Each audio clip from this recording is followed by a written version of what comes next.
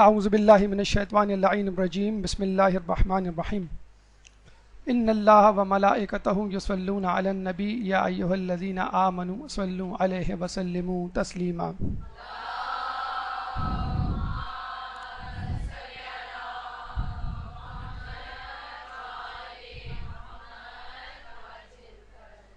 یا ایہا الذین آمنوا کتب علیکم الصیام کما کتب علی الذین من قبلکم لعلکم تتقون۔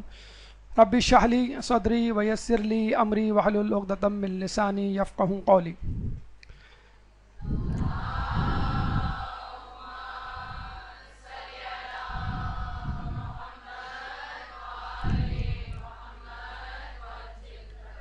ماہ رمضان کی مبارک ساعتیں ہمارے ساتھ رواں دواں ہیں، چند ہی روزے گزرے ہیں اور یقیناً آپ کی طبیعتوں میں وہ اضطراب ختم ہو چکا ہوگا جو ماہ رمضان کے ابتدائی روزوں میں ہوا کرتا ہے، اور یقیناً طبیعتوں میں ایک تقدس، ایک روحانیت پیدا ہو چکی ہوگی، اور وہ مرحلہ آ چکا ہوگا کہ جب آپ تفکر اور ارتقاء کی منزل کی طرف رواں دواں ہوں گے۔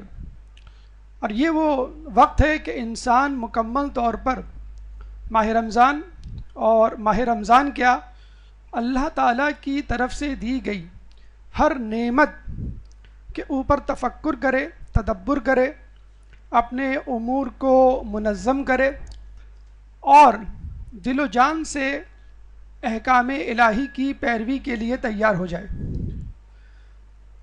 نماز ہو، روزہ ہو، حج ہو، زکوٰۃ ہو، چاہے حکم الہی کا کوئی بھی امر ہو، ہشت پہلو جسے کہتے ہیں کہ افادیت رکھے ہوئے ہے۔ ہر عبادت کا ایک دنیاوی فائدہ ہے، ایک آخروی فائدہ ہے۔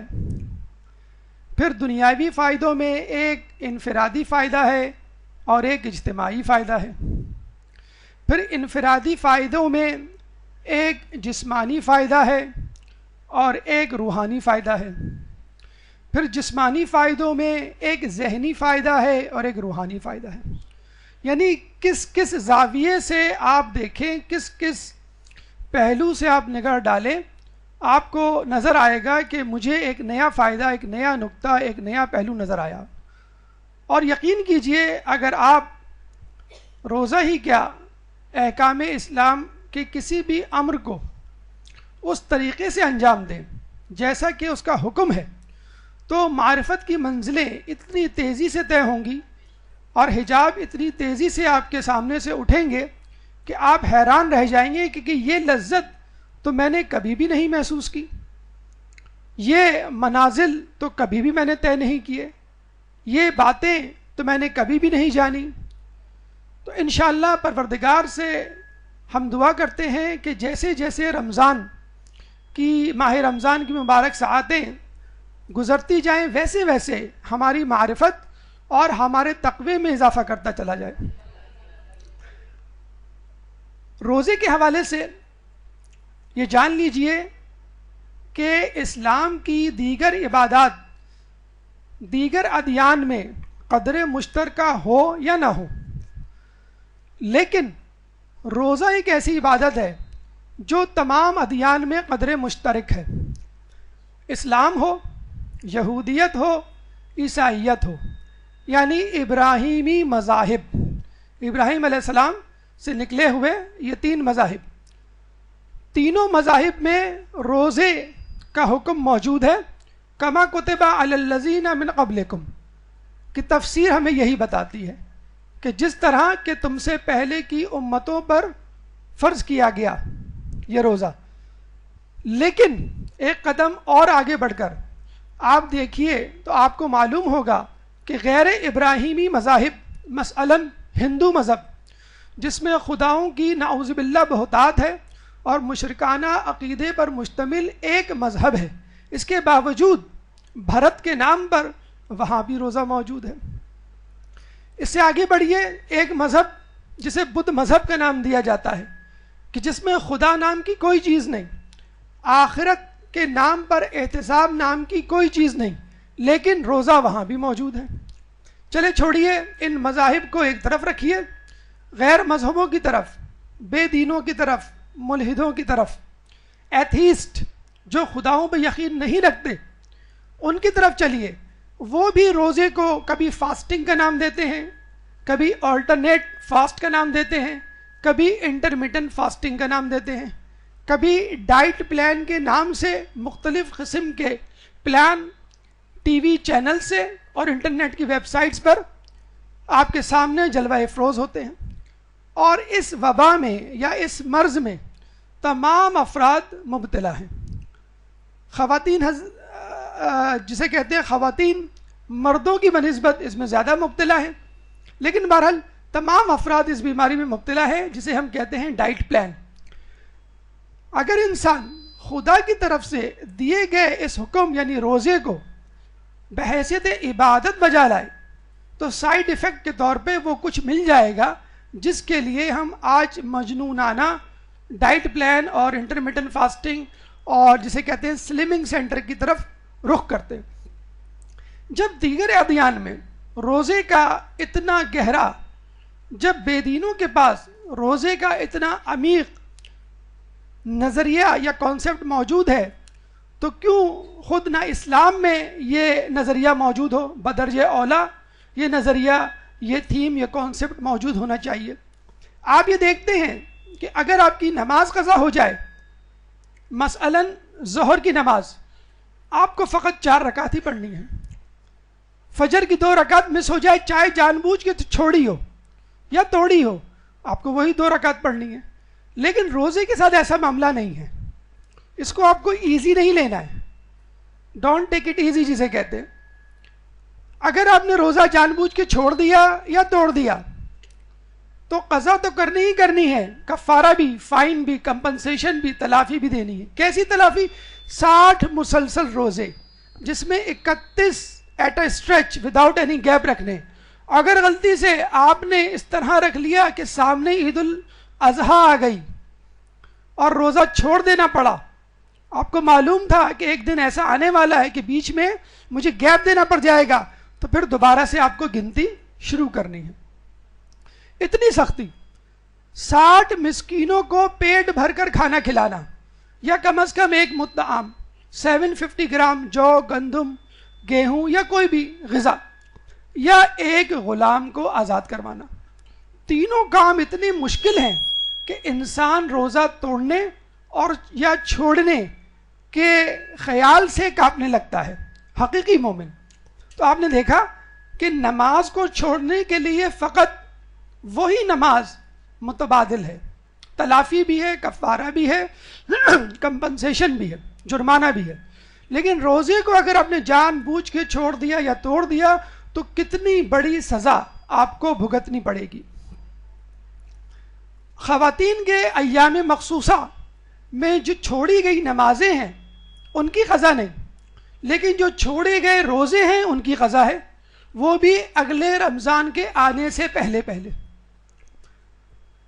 روزے کے حوالے سے ایک عجیب بات، ابھی یہ گفتگو ہماری مقدماتی ہے اور انشاءاللہ عنقریب ہم اپنے موضوع سے متصل ہوں گے. آج ماشاءاللہ ہمارے پاس فری ہینڈ ہے اور صرف ہم ہیں. 1 مین شو، خدا خود پسندی سے بچائے.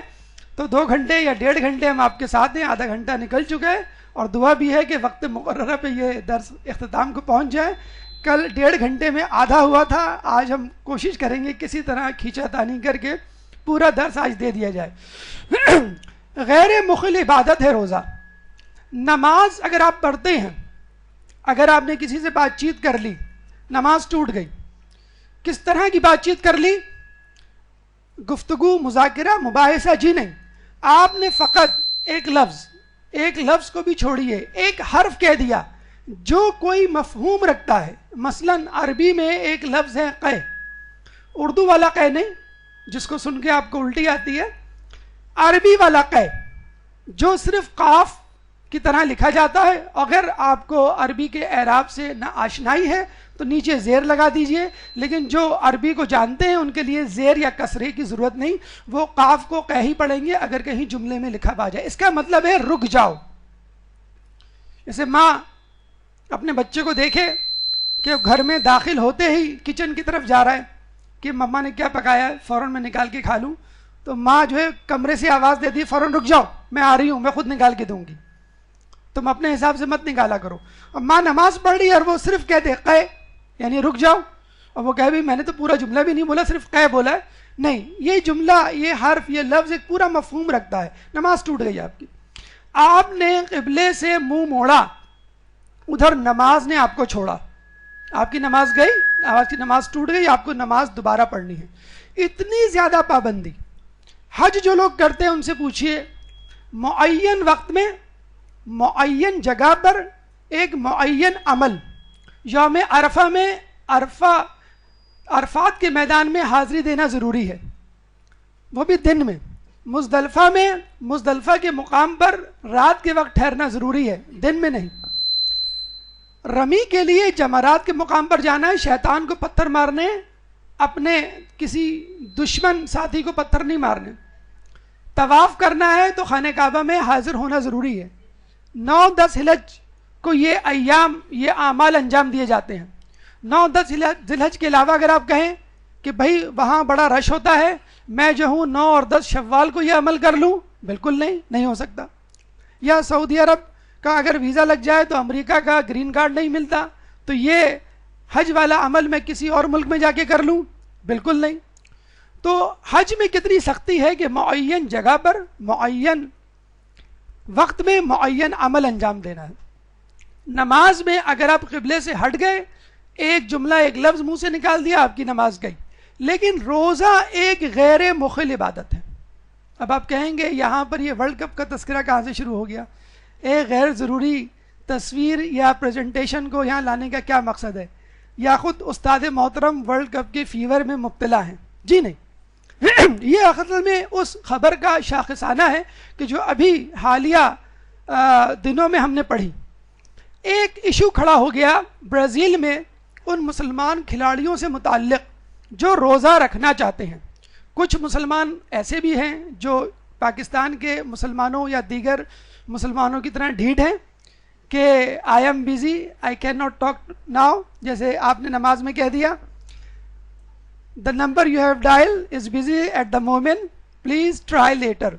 اس طرح کا جملہ رٹا رٹایا جو مومنین بولتے ہیں اللہ سے زیارت کے وقت، حج کے وقت، صدقہ دیتے وقت، ماہ رمضان میں بھی وہ یہی جملہ منہ سے نکالتے ہیں، اے اللہ میں اس وقت مصروف ہوں، کبھی اور روزے کی بات کرنا.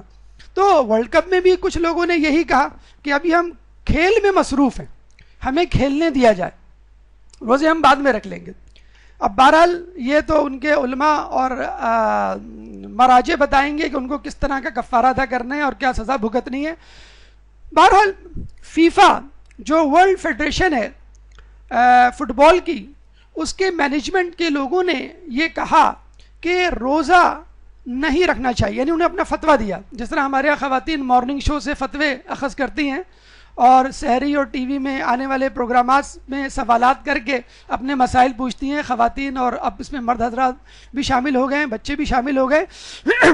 تو مینجمنٹ نے یہ کہا کہ مسلمانوں کو روزے نہیں کرنے چاہیے، رکھنے چاہیے، اس سے ان کی کارکردگی متاثر ہو رہی ہے، ہمارا ورلڈ کپ ڈسٹرب ہو رہا ہے. یہ ہم نے شو سجایا ہے صرف فٹ بال کھیلنے کے لیے، آپ اپنے مذہب کی مارکیٹنگ نہیں کر سکتے. لیکن جب اللہ اپنے مذہب کی مارکیٹنگ پہ اتر آئے تو اللہ سے زیادہ مارکیٹنگ کرنے والا کوئی نہیں. وَمَكَرُوا وَمَكَرَ اللَّهُ وَاللَّهُ خَيْرُ الْمَاكِرِينَ. تم اپنا مکر کرو، میں اپنا مکر کروں گا، اور اللہ مکر کرنے والوں میں سب سے زیادہ مکر کرنے والا ہے. تم اللہ سے مذاق کرو، اللہ تم سے مذاق کرے گا. اللہ جسے کہتے ہیں to pay in the same coin, tit for tat, جیسی کو تیسی، جیسی کرنی ویسی بھرنی. اللہ تعالیٰ اگر اپنے دین کی مارکیٹنگ کرنے پہ اتر آئے تو ورلڈ کپ میں بھی مارکیٹنگ کر گزرتا ہے. وہ لوگ جو رمضان سے، وہ لوگ جو ماہ رمضان کی شب بیداری سے منحرف ہیں، غیر متوجہ ہیں، اور ٹی وی پہ نظریں جمائے بیٹھے ہیں، جب ان کے سامنے مسلمان پلیئرز آتے ہیں اور جب ان کے بارے میں گفتگو ہوتی ہے کہ بھئی یہ مسلمان پلیئر ہے جس نے روزہ رکھ کے میچ کھیلا، تو وہ شرم سے سر جھکا دیتا ہے. میں تو اپنے گھر میں بیٹھا ہوں، مجھے تو ہلکا سا نزلہ زکام ہوا تھا، میں تو فقط دفتر جاتا ہوں، یا میں تو اسکول جاتی ہوں، یا جو ہے مجھے گھر کے کام کرنے ہوتے ہیں، میں روزہ چھوڑ کے بیٹھی ہوں. فٹ بال پلیئر روزہ رکھ کے فٹ بال کھیل رہا ہے. اچھا جب یہ قضیہ اٹھا, رمضان سے چند دنوں پہلے کی بات ہے کہ یہ قضیہ اٹھا, یہ مسئلہ اٹھا کہ مسلمانوں کو روکا جائے, اور ہو سکتا ہے اس کے پیچھے کچھ نہیں کہہ سکتے, کوئی ایسی سازش ہو کہ جس کے تحت وہ یہ چاہ رہے ہوں کہ مسلمانوں کی عبادت کو ہائی لائٹ نہ کیا جا سکے. ہم نے ورلڈ کپ شیطانیت کے لیے, لہو و لعب کے لیے, لوگوں کی توجہ ہٹانے کے لیے, اور کچھ لوگوں کے مطابق عراق کے حالات سے لوگوں کو ہٹانے کے لیے ان کی توجہ یہ پول سجایا ہے, یہ میلہ سجایا ہے. تو اب یہاں پھر دوبارہ اسلام مذہب کی بات ہو, تو جب ان لوگوں نے دیکھ لیا کہ مسلمان پلیئر کسی طرح باز نہیں آ رہے ہیں, تو انہوں نے کہا کہ ان کو سائنس کی مار مارو. جس طرح ایک شخص اپنے مرجع, اپنے امام کی بات نہیں مانتا, نعوذ باللہ, ڈاکٹر کی بات فوراً مان لیتا ہے. آج ڈاکٹر یہ کہہ دیں کہ آپ کو کم از کم سال میں 30 دن صبح سے لے کے شام تک بھوکا رہنا چاہیے, اس سے آپ کی کوئی بیماری نہیں ہوگی. دوسرے لفظوں میں ڈاکٹر کہنا چاہ رہا ہے سومو تسیحو, روزہ رکھو تم صحت مند ہو جاؤ گے. رسول کی حدیث, وہاں رسول کی حدیث نہیں یاد آتی, ڈاکٹر کی پرسکرپشن یاد آتی ہے. جب یہ لوگ ورلڈ کپ کے doctor, chief medical officer doctor Dvorak کے پاس گئے, تو ڈاکٹر ڈیوورک نے کیا کہا, ان کے الفاظ میں سنیے. We have made extensive studies of players during Ramzan, ہم نے رمضان سے متعلق بہت وسیع تحقیق کی ہے. And the conclusion was that, اور نتیجہ یہ نکلا, if Ramzan is followed appropriately, اگر رمضان کو مناسب طریقے سے گزارا گیا, اگر ہم مذہبی زبان میں کہیں تو ہم کہیں گے رمضان میں روزے اس طرح رکھے گئے جس طرح قرآن کی آیات اور اہل بیت کی روایات کہتی ہیں, جس طرح اس کا حق ادا کیا گیا. اب وہ میڈیکل ڈاکٹر ہے, نان مسلم, اس کو نہیں معلوم, تو اس نے ایک اپروپریٹ لفظ استعمال کر لیا جو اتفاق سے اپروپریٹلی ہے. There will be no reduction in physical performance of players, کھلاڑیوں کی کارکردگی میں کوئی کمی نہیں آئے گی. ڈاکٹر ڈیوورک ٹولڈ رپورٹرز, یہ news.com میں موجود ہے, دیگر اخبارات میں بھی یہ نیوز چھپ چکی ہے. یہ ایک تماچا ہے.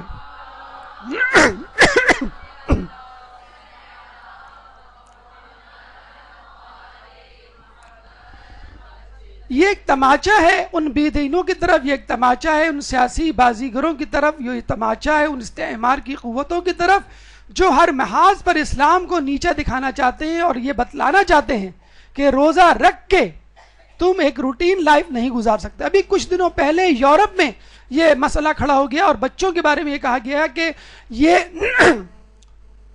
بچے اگر روزہ رکھیں گے, نوجوانوں اور خواتین کی بات چھوڑیے, اگر کم از کم بچے روزہ رکھیں گے تو ان کی روٹین لائف ڈسٹرب ہوگی. کینیڈا میں ایک شہر میکمرے, وہاں پہ اس وقت 21 گھنٹے کا روزہ چل رہا ہے. 2 بجے سحری کرتے ہیں بند اور 11 بجے افطاری. ایک 13 سالہ بچے سے میری بات ہوئی تو اس نے کہا کہ میں خود روزہ رکھ رہا ہوں. ایک بچہ, ایک لڑکا جو ابھی بالغ نہیں ہوا ہے, بڑے فخر سے بتا رہا ہے کہ میں 21 گھنٹے کا روزہ رکھ رہا ہوں اور مجھے کوئی فرق نہیں پڑتا. ہم یہاں خدا کا شکر ادا کر رہے ہیں کہ یہ رمضان جو ہے وہ 21 جون کو نہیں پڑا, یا 21 جون میں رمضان نہیں آیا, کیونکہ 21 جون سال کا طویل ترین دن ہوتا ہے. یا کچھ روزے دار یہ کہہ رہے ہیں کہ کاش رمضان جو ہے وہ سردیوں میں ہوتے.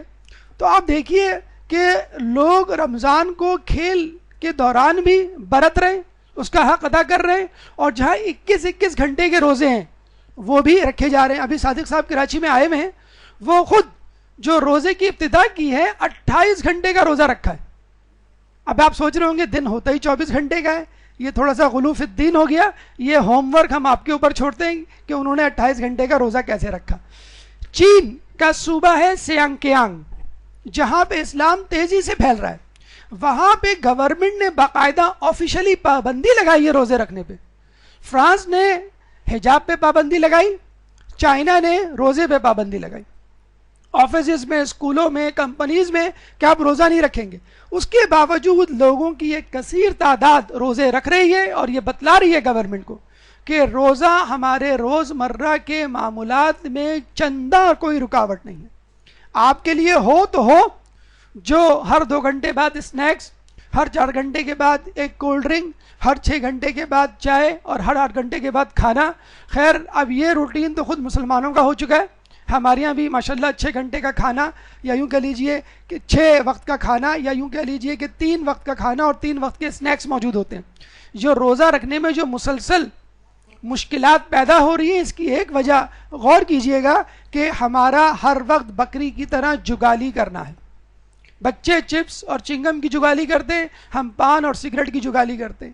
یا ہر 2 گھنٹے بعد جس طرح لوگ فیس بک پہ کلک کرتے ہیں، ہم فریج کا دروازہ کھولتے ہیں کہ کچھ نیا تو نہیں ہے، پتہ چلا کہ وہی پرانی جو ہے وہ پوسٹنگ لگی ہوئی ہے. یہ ہے میرے کینیڈا کا شہر کہ جہاں پہ کثیر تعداد مسلمانوں کی، خود پاکستانیوں کی ہے، جہاں اس وقت 21 گھنٹے کا روزہ رکھ رہا ہے، اور تمام لوگ جو ہے اس روزے کی زحمت اور دقت اور مشقت کو برداشت کر رہے ہیں. ہمارے لیے ایک درس عبرت ہے. تمام لوگ ان لوگوں کے لیے جو روزے میں اس قسم کی دقت اور زحمت برداشت کر رہے ہیں، ایک بلند تر صلوات.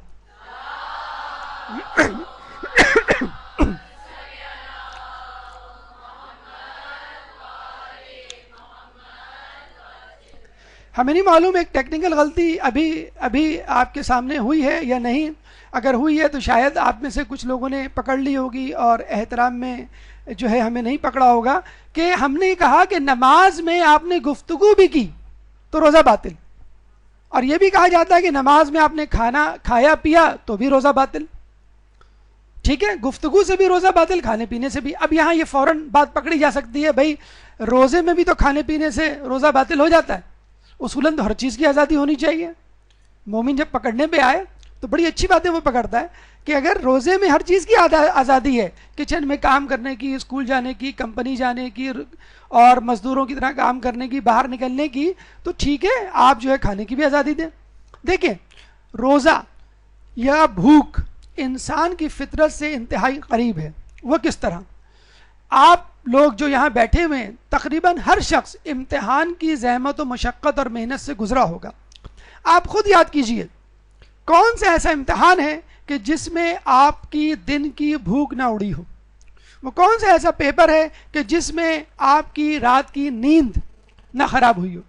جب امتحان یا کوئی اہم وقت آتا ہے، کوئی اہم کام، آپ کی دن کی بھوک بھی اڑ جاتی ہے اور رات کی نیند بھی اڑ جاتی ہے. کچھ لوگ اس چیز کو عشق مجازی کی طرف لے جاتے ہیں، لیکن بہرحال یہ مقام نہیں ان مقامات کو بیان کرنے کا. امتحان میں دن کی بھوک اور رات کی نیند اڑ جاتی ہے. کیوں؟ جب آپ کی امی کہتی ہیں بیٹا سو جاؤ بہت رات ہو گئی ہے، کل صبح اٹھ کے پڑھ لینا، آپ کہتی ہیں کہ نہیں میں صبح بھی اٹھ کے پڑھ لوں گی، لیکن اس وقت بہت اہم ہے، اہم کام ہے، اس سے میں گزر رہی ہوں. بیٹا آپ نے کھانا نہیں کھایا دوپہر کا؟ نہیں امی چھوڑیں اب تو بھوک نہیں لگ رہی، میں رات ہی میں کھا لوں گی. یہ ایک روٹین ہے. اس وقت کوئی بھی اعتراض نہیں کرتا، کوئی شخص اعتراض نہیں کرتا اپنی اولاد پر کہ آپ نے امتحان کے دنوں میں کھانا چھوڑ دیا، ایک میل اسکپ کر دیا، یا آپ رات کو دیر سے سو رہے ہیں. لیکن ماؤں کو فوراً اپنا بچہ کمزور نظر آنے لگتا ہے. 3 دن گزرتے نہیں ہیں، دیکھو میرا بیٹا بالکل پیلا پڑ گیا، میری بیٹی جو ہے بالکل سوکھ کے کانٹا ہو گئی ہے. اور وہی بیٹی، وہی بیٹا، وہی اولاد اگر رمضان میں روزے رکھ لے تو آپ کہتے ہیں کہ بیٹا تم وٹامن لے لو، بیٹا تم جو ہے ایکسٹرا ملک لے لو، بیٹا جو تم کچھ روزے چھوڑ دو اپنی نقاہت اور کمزوری کی وجہ سے. رمضان، ماہ رمضان یہ پیغام دے رہا ہے کہ دیکھو اگر کسی اہم امر کی طرف متوجہ ہو تو غیر ضروری کاموں کو ترک کر دو، وہ بھی وقتی طور پہ. اسلام یہ نہیں کہہ رہا کہ 24 گھنٹے آپ نہ کھائیں، اسلام یہ نہیں کہہ رہا 24 گھنٹے آپ جاگیں. دوپہر کا کھانا چھوڑ دیں یا دن بھر کھانا چھوڑ دیں، رات میں کھائیں ڈٹ کے، اور رات میں ذرا سا نیند کم کر دیں. لیلۃ القدر آئے تو پوری رات جاگ لیں، 1 رات، 3 رات، 5 راتیں، 10 دن، یا پورے رمضان، جیسے آپ مناسب سمجھے اپنے ایمان کے اعتبار سے. اسی طرح جب آپ کا کوئی رشتہ دار امریکہ سے، یورپ سے، باہر سے آ رہا ہوتا ہے اور 4 بجے کی فلائٹ ہو، آپ سوتے نہیں ہیں. کیا سونا، ابھی جو ہے 3 بجے اٹھنا پڑے گا دوبارہ. خوشی کے مارے نیند نہیں آ رہی ہوتی ہے. تو یہ کیسا مومن ہے کہ جس کو رمضان کے آنے کی کوئی خوشی نہیں؟ رمضان کی ساعتوں میں جو سرور ہے اس کا کوئی سرور، کوئی لذت اس کی روح میں سرایت نہیں کر رہی، اور وہ سو رہا ہے، بڑے مزے سے خراٹے لے رہا ہے، خواب خرگوش کے مزے لے رہا ہے. تو ماہ رمضان اتنا اہم مہینہ ہے، اتنے اہم خزانوں کے لوٹنے کا مہینہ ہے، یا خواتین کی زبان میں ایک اینول سالانہ سیل کا مہینہ ہے کہ جس میں آپ کو اللہ کے خزانوں کو لوٹنا ہے. فقط ایک کال پر آپ کے گھر میں نعمت، رحمت، سعادت موجود ہے، بشرط یہ کہ آپ متوجہ ہوں۔ یہ تو تھی ہماری اب تک کی مقدماتی گفتگو، شاید تھوڑی سی طویل ہو گئی۔ اب آئیے ہم روزے کے روحانی فوائد کی طرف چلتے ہیں اور کوشش کریں گے کہ ہر فائدے پہ آیات اور روایات اور واقعات کی روشنی میں ایک تجزیہ کریں اور اپنی شخصیت کو اس آئینے کے سامنے رکھیں کہ ہم نے ماہ رمضان میں یہ سب کچھ حاصل کرنے کے لیے کیا تیاری کی۔ پہلے مرحلے میں دعوت تفکر، کس قسم کا تفکر ضروری ہے؟ دعوت توبہ، پہلے اپنے گناہوں کی مغفرت، پھر نیکی کی طرف رغبت۔ دعوت تقوی جو کہ ہدف ہے لعلکم تتقون، کہ مصداق تطہیر زبان، زبان کو گناہوں سے کیسے بچایا جائے۔ امتحان اخلاص جو خاص ثمر ہے، فائدہ ہے روزے کا، صبر و استقامت۔ واستعینوا بالصبر والصلاح کی مصداق درس حلال رزق، درس قناعت، درس عبرت، ترک دنیا، دنیا میں رہتے ہوئے ترک دنیا، دعوت قرآن اور دعوت شب بیداری۔ آئیے اپنی گفتگو کے پہلے مرحلے دعوت تفکر، پہلا روحانی فائدہ، اس سے پہلے ایک بلند تر صلوات۔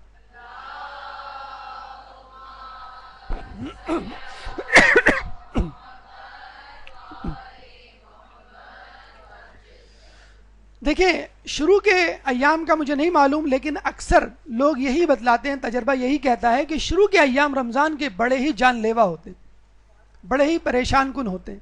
ہر شخص ایک چڑچڑاہٹ سے گزر رہا ہوتا ہے، ہر شخص ایک ڈسٹربڈ روٹین سے گزر رہا ہوتا ہے۔ شعبان اور اس سے پہلے کی جو بری عادتیں اس کو لگ چکی ہوتی ہیں وہ اس مہینے میں ختم ہونے جا رہی ہوتی ہیں، اس لیے پریشان ہوتا ہے۔ سگریٹ پینے والا الگ پریشان، پان کھانے والا الگ مضطرب، دن میں ہر وقت کچھ نہ کچھ چبانے والا وہ پریشان، رات میں خوب ڈٹ کے سونے والا اور 9 بجے فجر کی نماز پڑھنے والا وہ پریشان کہ نماز نہیں، اب تو سحری کے لیے تو کم از کم اٹھنا ہے، سحری تو واجب ہے، نماز تو مستحب ہے، نعوذ باللہ۔ کچھ لوگوں کے نزدیک کچھ ایسا ہی معاملہ ہے، تو سحری میں تو اٹھنا پڑے گا۔ بہرحال اب وہ دن ہے کہ جب آپ کو تفکر کرنا ہے، سوچنا ہے، اور یقیناً یہاں بیٹھے ہوئے ہر شخص کے دل میں یہ خیال آتا ہوگا، ابھی کی بات کر رہا ہوں میں، شروع کے ایام کی بات نہیں، ابھی، کہ میں کتنا پریشان تھا جب رمضان شروع ہونے والا تھا۔ اس دفعہ تو بہت گرمی ہے، اس دفعہ تو بہت زیادہ کام ہے، اس دفعہ تو گھر کا پورا جسے کہتے ہیں کہ بوجھ میرے اوپر ہے، اس دفعہ دفتر میں بھی بہت کام ہے، چھٹی بھی دیر سے ملے گی، اس دفعہ جو ہے وہ ورلڈ کپ آ رہا ہے، یہ بھی ایک کام ہے، اس کو بھی دیکھنا ہے، اس دفعہ جو ہے وہ گلی میں کرکٹ ہوگی، وغیرہ وغیرہ۔ رمضان کیسے گزرے گا؟ میں کس طرح بھوکا رہوں گا؟ اور شروع کے 3 دن ایسی ہی ٹینشن میں گزرتے ہیں کہ میں روزہ رکھ بھی پاؤں گا کہ نہیں۔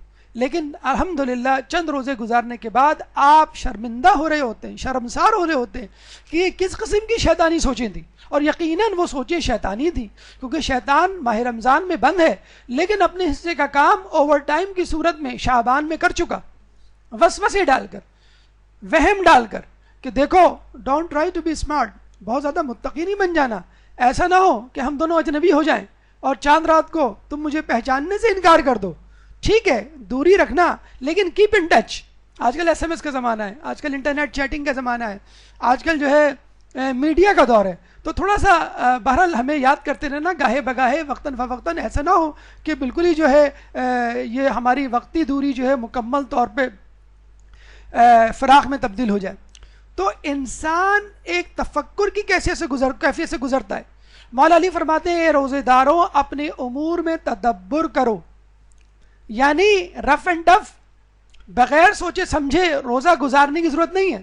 استقبال ماہ رمضان کے حوالے سے کئی اساتذہ نے ماشاءاللہ آپ کا درس لیا، اور آپ نے دیکھا ہوگا کہ اس مہینے میں جس طرح آپ کو منصوبہ بندی کرنی چاہیے، جس طرح استقبال کرنا چاہیے، اور یہ استقبال یقیناً رمضان سے پہلے ہوتا ہے۔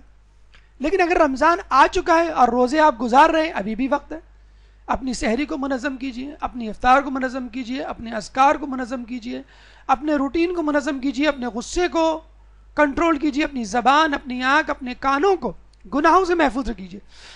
کس طرح میں بہتر سے بہتر روزہ گزار سکتی ہوں، اس پہ توجہ دیجیے۔ لیکن ہمارے یہاں تفکر کس پہ ہوتا ہے؟ دن بھر یہ سوچا جاتا ہے یا کیا جاتا ہے کہ کیا پکے گا، اور غلطی سے خواتین کے منہ سے یہ لفظ نکل جائے، یہ جملہ مردوں کے سامنے کہ آج کیا پکاؤں، او ہو، ایک لمبی لسٹ. باپ جو ہے وہ اپنی لسٹ بتا رہا ہوتا ہے, بیٹا اپنی لسٹ بتا رہا ہوتا ہے, امی آج فرینچ فرائز پکائیں, باپ کہتا ہے نہیں کباب پکائیں, بیٹی کہتی نہیں امی آج چھولے ہو جائیں, اور چھوٹی بیٹی کہتی نہیں امی پکوڑے بڑے دنوں سے نہیں پکائے. اور پتہ چلا کہ امی کو تمام لوگوں کا دل رکھنے کے لیے تمام چیزیں پکا کے رکھنی پڑتی ہیں, اور وہ ماں, وہ خاتون خانہ بیچاری پوری افطار ٹینشن میں رہتی ہے کب صدا بلند ہو پکوڑوں میں نمک زیادہ ہو گیا, سارا جو کام, ساری خوشی جو ہے آپ کی ڈھیر ہو جاتی ہے. بچہ کہہ دیتا ہے امی جو ہے یہ اس میں مرچیں زیادہ آپ نے ڈال دی, وغیرہ وغیرہ. اب بیچاری جب افطار کے وقت اتنے تانے اور تن سے گزرے گی تو دن بھر اگر افطار کے بارے میں نہ سوچے تو کس بارے میں سوچے؟ تو مومن اور مومنہ دونوں کو ایک انڈرسٹینڈنگ کے طور پہ یہ سوچنا چاہیے کہ کیا ہم افطار اور سحری کا مینیو ڈسکس کرتے رہیں گے؟ کیا ہماری خواتین ٹی وی چینلز کے آگے ریسیپی لکھتی رہیں گی اور اس کو تجربے کے طور پر روزانہ دہراتی رہیں گی اور روزانہ کچھ نہ کچھ سنتی رہیں گی؟ تخیلات کی, تفکرات کی قسمیں ہیں. مقداد بن اسود مولا علی کے بہت بڑے جانثار, مولا علی کے بہت بڑے شیعہ کہ جن کے بارے میں امام کی روایت ہے کہ جب خلافت کا وقت آیا اور مولا علی سے خلافت چھینی گئی کہ تمام کے دل لغزش میں آ گئے, لرزش میں آ گئے, سوائے مقداد بن اسود کے. ارے اس کا دل تو فولاد تھا, فولاد. امام کا لقب ہے, امام کے اقوال ہے.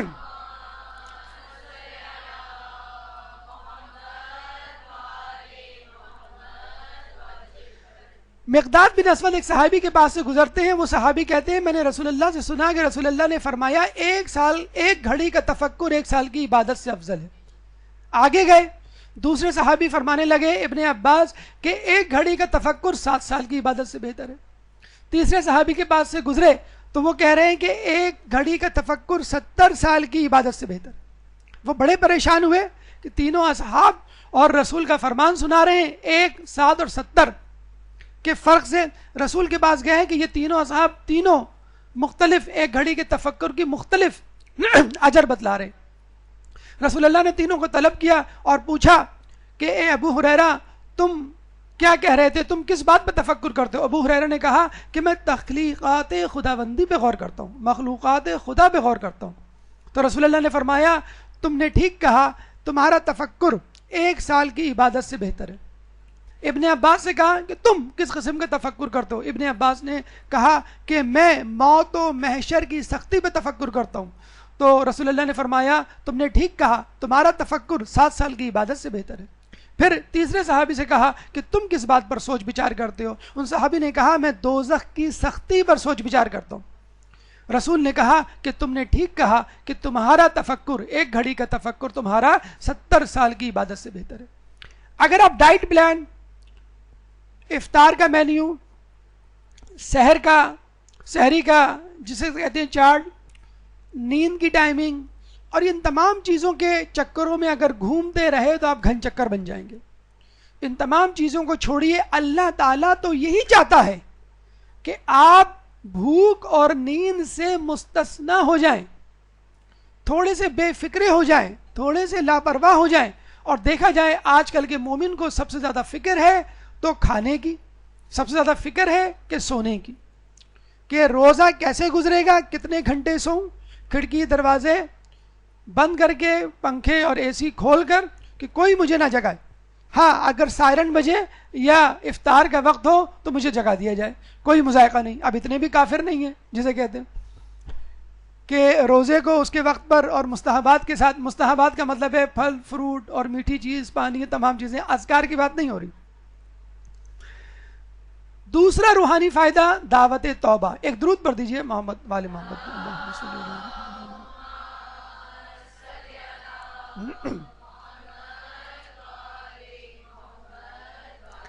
سورہ بقرہ کی آیت نمبر 183, 184, 185 ڈائریکٹلی ریلیٹڈ ہیں, ملحق ہیں, بیان کر رہی ہیں روزے کو. یا ایھا الذین آمنوا کتب علیکم الصیام سے یہ شروع ہوتی ہے لعلکم تشکرون تک.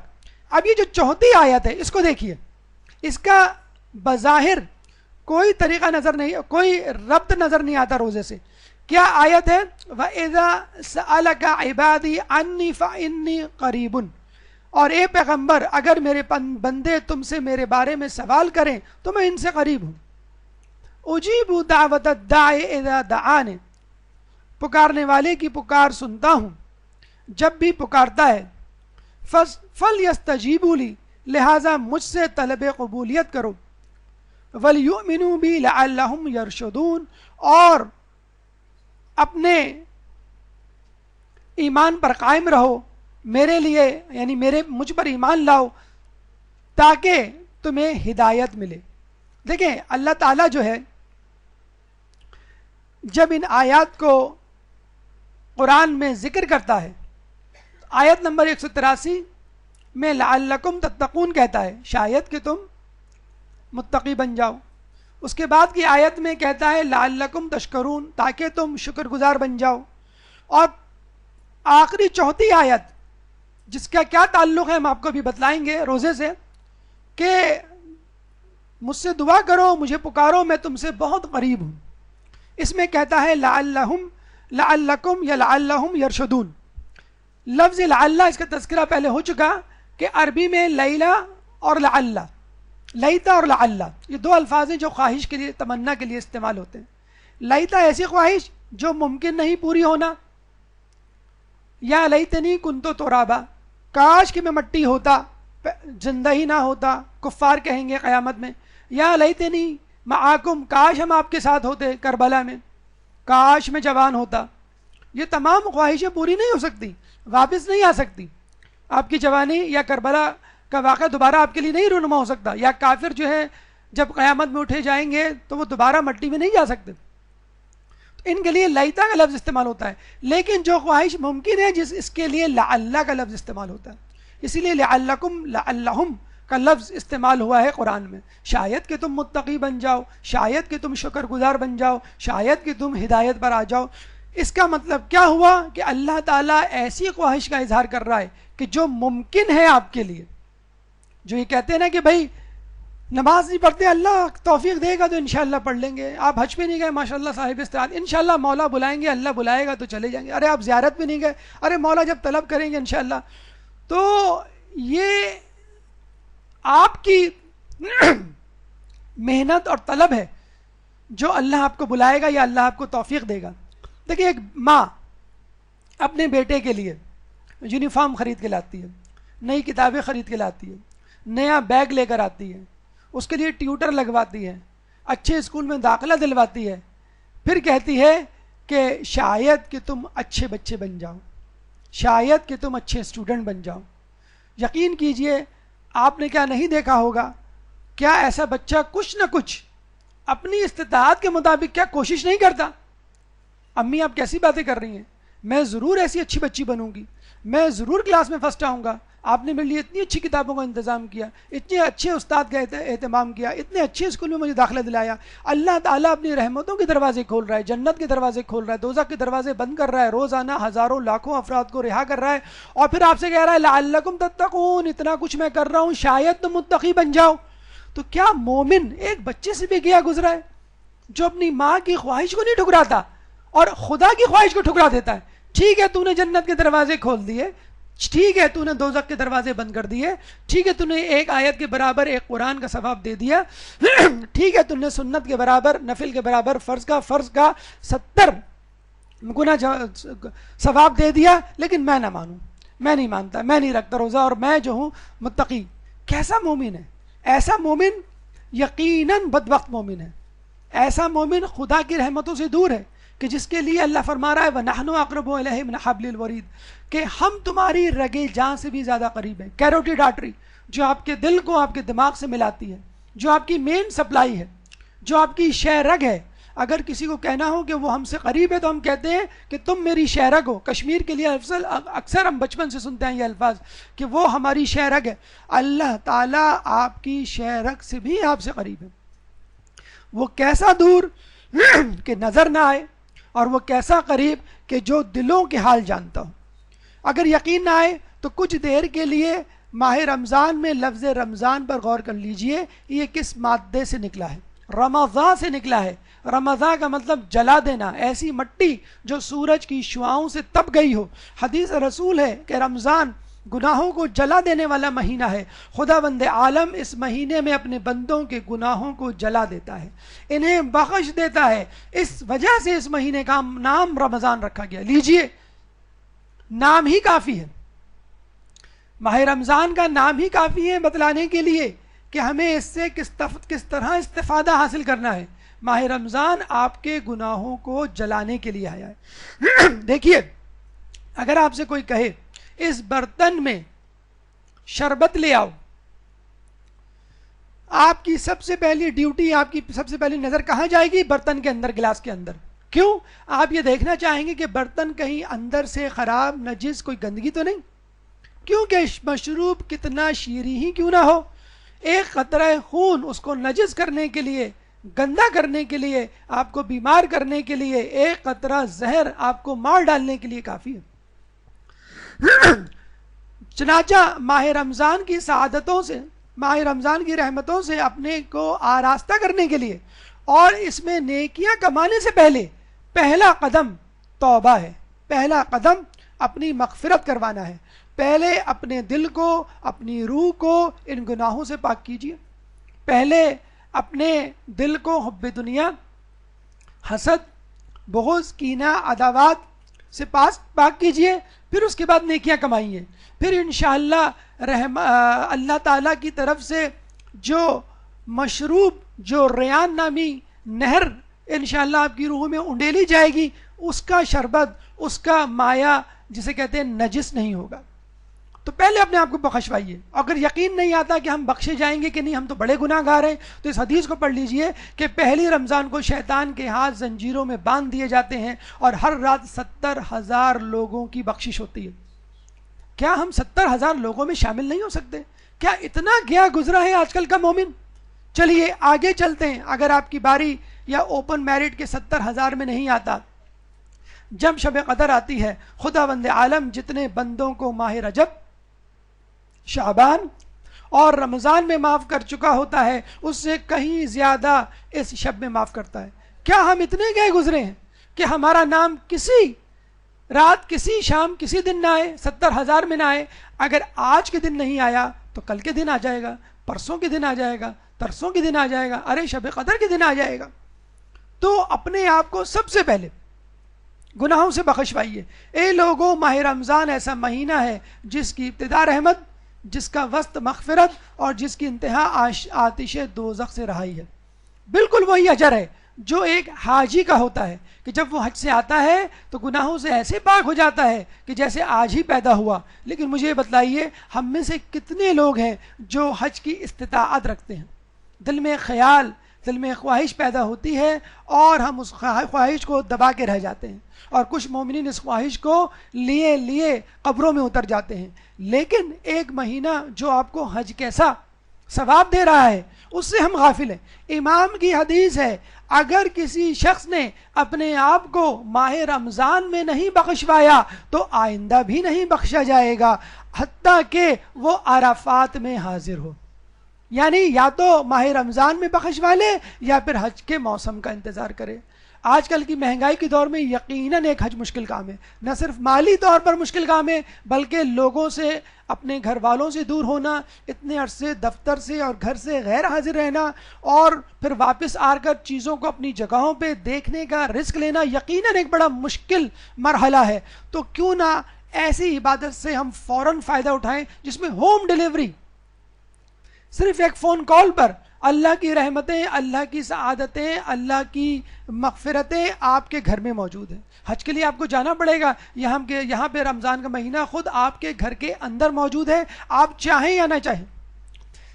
پھر یہ بھی کہا گیا کہ 4 لوگ ایسے ہیں کہ جن کی دعا رد نہیں ہوتی, یہاں تک کہ آسمان کے دروازے ان پر کھل جاتے ہیں اور ان کی دعا عرش تک پہنچ جاتی ہے. ان میں سے ایک روزے دار ہے جب تک افطار نہ کر لے. افطار کے وقت انسان افطاری میں مشغول ہوتا ہے, کبھی پکوڑوں کو دیکھ رہا ہوتا ہے, کبھی چھولوں کو دیکھ رہا ہوتا ہے, کبھی دہی بڑوں پہ نظر ہوتی ہے, کبھی شربت کے گلاس میں پیمانے کو ناپ رہا ہوتا ہے کہ 1 گلاس کافی ہوگا کہ نہیں ہوگا, کبھی جو ہے وہ کھجوروں اور فروٹ چاٹ پر اس کی نظر ہوتی ہے.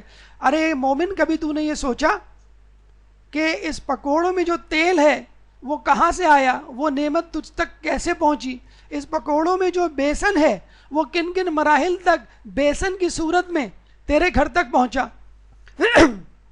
ان پکوڑوں کو تلنے والے ہاتھ وہ بھی ایک نعمت ہے، خاتون خانہ اور بیگم وہ بھی ایک بہت بڑی نعمت ہے جس کے بارے میں لوگوں نے کبھی سوچا بھی نہیں، تو وہ آپ کے گھر میں کیسے نازل ہوئی؟ کچھ لوگ بلا کے لیے لفظ استعمال کرتے ہیں نازل، وہ آپ کے گھر میں انہوں نے ختم رنجا کیسے فرمایا؟ تو افطار کے وقت چھولے پکوڑوں سموسوں کی طرف للچائی ہوئی زبان نکال کر دیکھنے کی بجائے، آنکھوں میں ایک عجیب و غریب درندگی صفت چمک پیدا کرنے کی بجائے ان نعمتوں پر غور کیجئے، کیا میں ان نعمتوں کے قابل ہوں؟ کیا مجھ سے بہتر لوگ اس دنیا میں موجود نہیں جو ان نعمتوں سے استفادہ نہیں کرتے؟ کتنے ہی لوگ ایسے ہوں گے جن کا روزہ سڑکوں پہ کھل جاتا ہے، کتنے روزے دار ایسے ہوں گے جو سڑکوں پہ بیٹھ کے افطار کر رہے ہیں، کتنے روزے دار ایسے ہیں جن کو فقط روٹی ملتی ہے، جو رات کا کھانا بھی ہوتی ہے اور افطاری بھی ہوتی ہے۔ تو ان نعمتوں پہ غور کیجئے اور اپنے آپ کے لیے توبہ مغفرت طلب کیجئے، اور اگر کوئی ایسا شخص نہیں تو اس کے لیے ایک لفظ استعمال کیا جا سکتا ہے جو روایتوں میں بھی آیا ہے، بدبخت، ملعون۔ بدبخت ہے وہ شخص جو اس بابرکت مہینے میں غفران الہی سے محروم رہا۔ رسول اللہ نے آمین کہی 3 مرتبہ ممبر پہ چڑھتے ہوئے شعبان کے مہینے میں، پوچھا گیا کیوں؟ تو کہا جبریل نے کہا بدبخت ملعون ہے وہ شخص جس نے اپنے والدین کو پایا اور جنت میں نہ جا پایا، خدا کی مغفرت نہیں حاصل کی۔ بدبخت ہے وہ شخص کہ جس نے ماہ رمضان کو پایا اور اپنی مغفرت نہ کروا لی، اور بدبخت ہے وہ شخص جس کے سامنے میرا نام لیا گیا اور اس نے درود نہ پڑھا۔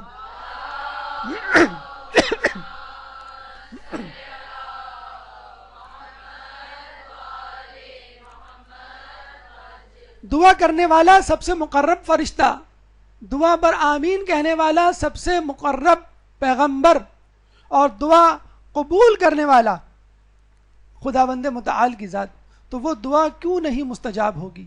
لیکن کن لوگوں کے لیے بدبختی ہے؟ جو غصے میں ناراضگی کا اظہار کرے، جو دن بھر سونے میں گزار دے، جو دن کو بغیر کسی نماز و اذکار کے اپنے لمحات کو برباد کر دیں، اور جو اپنی زبان کو، اپنی آنکھوں کو گناہوں سے محفوظ نہ رکھے۔ جسے ڈاکٹر ڈیوورک نے کہا تھا اپروپریٹلی، یعنی مناسب طریقے سے، اس طریقے سے کہ جس طرح ہماری زبان میں، اسلام کی شریعت میں، آیات اور روایات میں بتلایا گیا ہے، کہ جس پر عمل کر کے کما حقہ روزے سے اور ماہ رمضان سے فائدہ اٹھا سکتے ہیں۔ پہلا لقمہ جب آپ افطار کا منہ میں ڈالتے ہیں تو کیا دعا پڑھتے ہیں؟ یا واسع المغفرت اغفر لی۔ کیا یہ جملہ، یہ لفظ کافی نہیں تھا؟ اغفر لی، اللہم اغفر لی کافی نہیں تھا؟ کیا ضرورت تھی یہ کہنے کی یا واسع المغفرت، اے وسیع تر مغفرت کرنے والے، یعنی ہر گناہ کو بخشنے والے، بڑے سے بڑے گناہ گاروں کو اپنے آغوش میں رہنے والے، اپنی رحمت میں رہنے والے، لینے والے۔ میرے بھی بڑے بڑے گناہ ہیں، آپ یہ سوچ رہے ہیں کہ میرے گناہ بہت بڑے، میں معاف نہیں کیا جاؤں گا، نہیں، آپ اس سے مغفرت طلب کر رہے ہیں جو واسع المغفرتی ہے، وسیع تر مغفرت والا ہے۔ ایک اور جو روایت مفاتی میں درج ہے کہ ماہ رمضان کی ہر شام 1,00,000 انسانوں کو جہنم سے آزادی ملتی ہے۔ دل نہیں مانتا کہ ہمارا نام ان لوگوں میں شامل نہ ہو، 1,00,000، 2,00,000، 3,00,000، 30,00,000 لوگوں میں، اور پھر 30 کے 30,00,000 شب قدر میں، بلکہ اس سے زیادہ، یعنی یوں سمجھ لیجئے کہ ماہ رمضان کے اختتام پر 60,00,000 سے زیادہ، اور کتنے زیادہ؟ 61,00,000 بھی ہو سکتے ہیں اور 100,00,000 یعنی کروڑ بھی ہو سکتے ہیں۔ کیا ہم اس میں ایک فرد کی حیثیت سے شامل نہیں ہو سکتے جس کو جہنم سے آزادی کا پروانہ ملے؟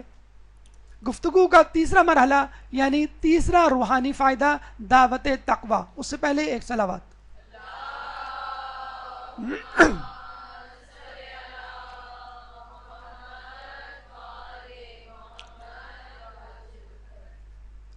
یہ آیت آپ کئی مرتبہ رمضان میں سن چکے ہوں گے، رمضان کے اختتام تک یہ آیت آپ ہر کسی کو یاد بھی ہو چکی ہوتی ہے، اور عید کے دن آپ سنیں تو ہر شخص بھول بھی چکا ہوتا ہے۔ کون سی آیت، کون سا رمضان، کون سی افطاری، کون سی سحری، کون سا حجاب؟ ہمیں نہیں معلوم تم کن ہو چربا جسے کہتے ہیں کہ زمانے کی بات کرو. یا ایھا الذین آمنوا کتب علیکم الصیام کما کتب علی الذین من قبلکم لعلکم تتقون. اے ایمان والو تم پر روزے فرض کیے گئے جیسا کہ تم سے پہلے کی امتوں پر تاکہ تم متقی پرہیزگار. اس پہ تفصیلی تجزیہ تفسیر وہ ہم فلسفہ روزے کے احکام کے حوالے سے یا غالباً ماہ رمضان کے خزانے میں آپ کو بتلا چکے ہیں. یہاں تھوڑا سا رک کر تقوی کی طرف توجہ آپ کی دلانا مقصود ہے کہ تقوی بچنے کا نام ہے. تقوی جو ہے وہ بچنے کا نام ہے. کچھ لوگ تقوی میں اتنے آگے بڑھ جاتے ہیں کہ دنیا کو چھوڑ بیٹھتے ہیں. اس کو تقوی نہیں بلکہ لقوہ کہا جاتا ہے. تو لقوے سے بچیے, تقوی کی طرف دھیان دیجیے, ایسا تقوی کہ جو آپ کی توضیح اور آپ کے مسائل کی طرف ہو.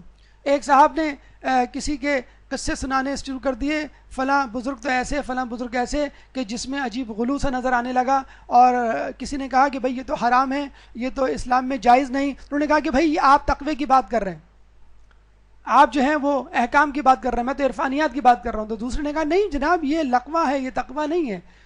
جو طرز زندگی اسلام کے احکامات اور مجتہد کے فتووں سے ہٹ جائے وہ تقوی نہیں ہو سکتا. تو تقوی کیوں ضروری ہے؟ اللہ تعالیٰ ہمیں متقی پرہیزگار. اچھا دیکھیں, اللہ تعالیٰ یہ نہیں کہہ رہا تاکہ تم نیکوکار بن جاؤ, اللہ کہہ رہا ہے کہ تم متقی بن جاؤ. کیوں؟ پھر وہی بات کہ پہلے گناہوں سے چھٹکارا, پہلے مغفرت, پہلے توبہ, پہلے برتن کو اچھی طرح اندر اور باہر سے دھونا ضروری ہے, اس کے بعد مشروب ڈالنا, نیکی کرنا. اگر آپ گندے جسم پر قیمتی کپڑا بھی پہن لیں تو آپ کو الجھن ہوگی. اگر آپ نجس ہو جائیں اس کے بعد کتنے ہی پرفیوم چھڑک لیں آپ نجس ہی کہلائیں گے. تقوی کیوں ضروری ہے؟ رسول اللہ جب خطبہ شعبانیہ دے رہے تھے تو مولا علی کھڑے ہوتے ہیں اور پوچھتے ہیں کہ یا رسول اللہ اس ماہ رمضان میں بہترین عمل کیا ہے؟ کیا مولا کو نہیں معلوم تھا یا مولا اکیلے میں نہیں پوچھ سکتے تھے؟ قرآن کی تفسیر گویا مقصود تھی, لعلکم تتقون کی وضاحت مقصود تھی. اے ابو الحسن, اس مہینے میں بہترین عمل محرمات الہی سے پرہیز کرنا ہے, یعنی ان چیزوں سے جن کو اللہ نے حرام کر دیا ہے. دیکھیں, اللہ کے رسول نے یہ نہیں کہا کہ اس مہینے میں قرآن پڑھنا سب سے زیادہ ضروری ہے, نوافل پڑھنا سب سے زیادہ ضروری ہے, مستحبات کو انجام دینا سب سے زیادہ ضروری ہے, شب بیداری سب سے زیادہ ضروری ہے. نہیں, سب سے زیادہ ضروری امر کیا ہے؟ محرمات الہی. جب انسان محرمات الہی گناہوں سے بچے گا تو خود بخود اللہ تعالیٰ کی رحمتیں اس کے اندر امڑ آئیں گی, اڑل جائیں گی. اللہ تعالیٰ کی رحمت اسی طرف جاتی ہے جو چیز پاک و صاف ہو. شہد کی مکھی اسی پھول پر بیٹھتی ہے کہ جس میں رس ہوتا ہے. اسی طرح اللہ کی رحمتیں اسی شخص کی طرف جاتی ہیں جو متقی پرہیزگار ہو. اور پھر انما یتقبل اللہ من المتقین. ہمارے چھٹے امام جعفر صادق علیہ السلام, اللہم صلی علی محمد وآل محمد,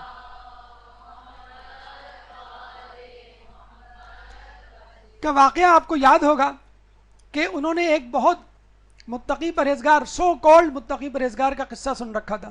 ایک دفعہ بازار سے گزر رہے تھے تو دیکھا وہ کسی پھل فروش کے پھل چرا رہا ہے. 2 پھل چرائے, آگے گیا نان بھائی کی دکان پر, 2 روٹیاں چرا لی. یہ 4 چیزیں آگے جا کر ایک فقیر کو صدقہ کر دی. امام نے اس کو آواز دی اور کہا, اے شخص, میں تو تجھے بڑا متقی پرہیزگار سمجھتا تھا, تو میں نے تو تیرے بڑے چرچے سنے تھے. اور جب وہ سمجھ گیا کہ امام نے نہ صرف میرا صدقہ بلکہ چوری بھی دیکھ لی ہے تو تعویلیں دینے لگا. نعوذ باللہ, امام کو کہنے لگا کہ آپ نے قرآن نہیں پڑھا کہ اللہ کہتا ہے کہ میں ایک نیکی کے بدلے 10 اجر دوں گا, یعنی 10 نیکیوں کے برابر اجر دوں گا. تو میں نے 4 پھل چرائے, مجھے 10 گنا اجر ملا, اس کو صدقہ. میں نے 4 پھل چرائے, مجھے 4 گنا ملیں گے, اور ان 4 پھلوں کو صدقہ کر دیا تو 4 ضرب 10 40 نیکیاں ملیں گی. تو 40 نیکیاں میرے پاس ہیں اور 4 گناہ میرے پاس ہیں. 40 میں سے 4 کو نفی کر دیں, ابھی بھی میرے اکاؤنٹ میں میرے پاس 36 نیکیاں موجود ہیں. نعوذ باللہ, امام کو قرآن سکھا رہا ہے, حساب بتلا رہا ہے. امام نے کہا, کیا تو نے قرآن نہیں پڑھا؟ تو مجھے کہہ رہا ہے کہ میں نے قرآن نہیں پڑھا. فاسألوا اہل الذکر, کہ اگر تم کو نہیں معلوم تو اہل ذکر سے پوچھ لو. قرآن ناطق ہے یہ لوگ, قرآن تو قرآن صامت ہے, یہ لوگ قرآن کو بتلانے سمجھانے والے ہیں. تو ہم سے کہہ رہا ہے کہ ہم نے قرآن نہیں پڑھا, کیا تو نے قرآن نہیں پڑھا؟ سورہ مائدہ میں اللہ فرماتا ہے انما یتقبل اللہ من المتقین، کہ اللہ تعالیٰ فقط متقین پرہیزگاروں سے اعمال قبول کرتا ہے۔ اگر آپ نے چوری ڈکیتی کر کے مسجد بنا ڈالی، مدرسہ بنا ڈالا، تو مدرسے والوں کا، مسجد والوں کو تو فائدہ ہو گیا، نماز پڑھنے والوں کا، تعلیم حاصل کرنے والوں کا، لیکن آپ کو کوئی اجر نہیں ملے گا، بلکہ آپ کو اس گناہ کا عذاب قیامت میں ملے گا۔ تو اللہ تعالیٰ یہ نہیں دیکھتا کہ تم کیا خرچ کر رہے ہو، اللہ تعالیٰ یہ بھی دیکھتا ہے تم کہاں سے خرچ کر رہے ہو، تم نے کہاں سے کمایا ہے۔ اسی لیے اللہ جو اہم ترین سوال قیامت میں کیے جائیں گے، اس میں ایک سوال یہ بھی ہے کہ تم نے رزق کہاں سے کمایا اور کہاں خرچ کیا۔ یہ نہیں ہوگا کتنا کمایا، 20,000 کی جاب دی، 50,000 کی جاب دی، جس کے لیے ہم زیادہ فکر مند رہتے ہیں اس دنیا میں کہ ہمیں اتنا کمانا چاہیے، ایسی گاڑی ہونی چاہیے، ایسے علاقے میں رہنا چاہیے، ایسا بنگلہ ہونا چاہیے، اتنا انکم ہمارا، اتنا ان پٹ ہونا چاہیے، اتنی انکم، اتنا ان پٹ ہونا چاہیے۔ اللہ یہ کہتا ہے کہ نہیں، یہ ضروری نہیں ہے، ضروری یہ ہے کہ تم کہاں سے کما رہے ہو، حلال سے یا حرام سے، اور کہاں خرچ کر رہے ہو۔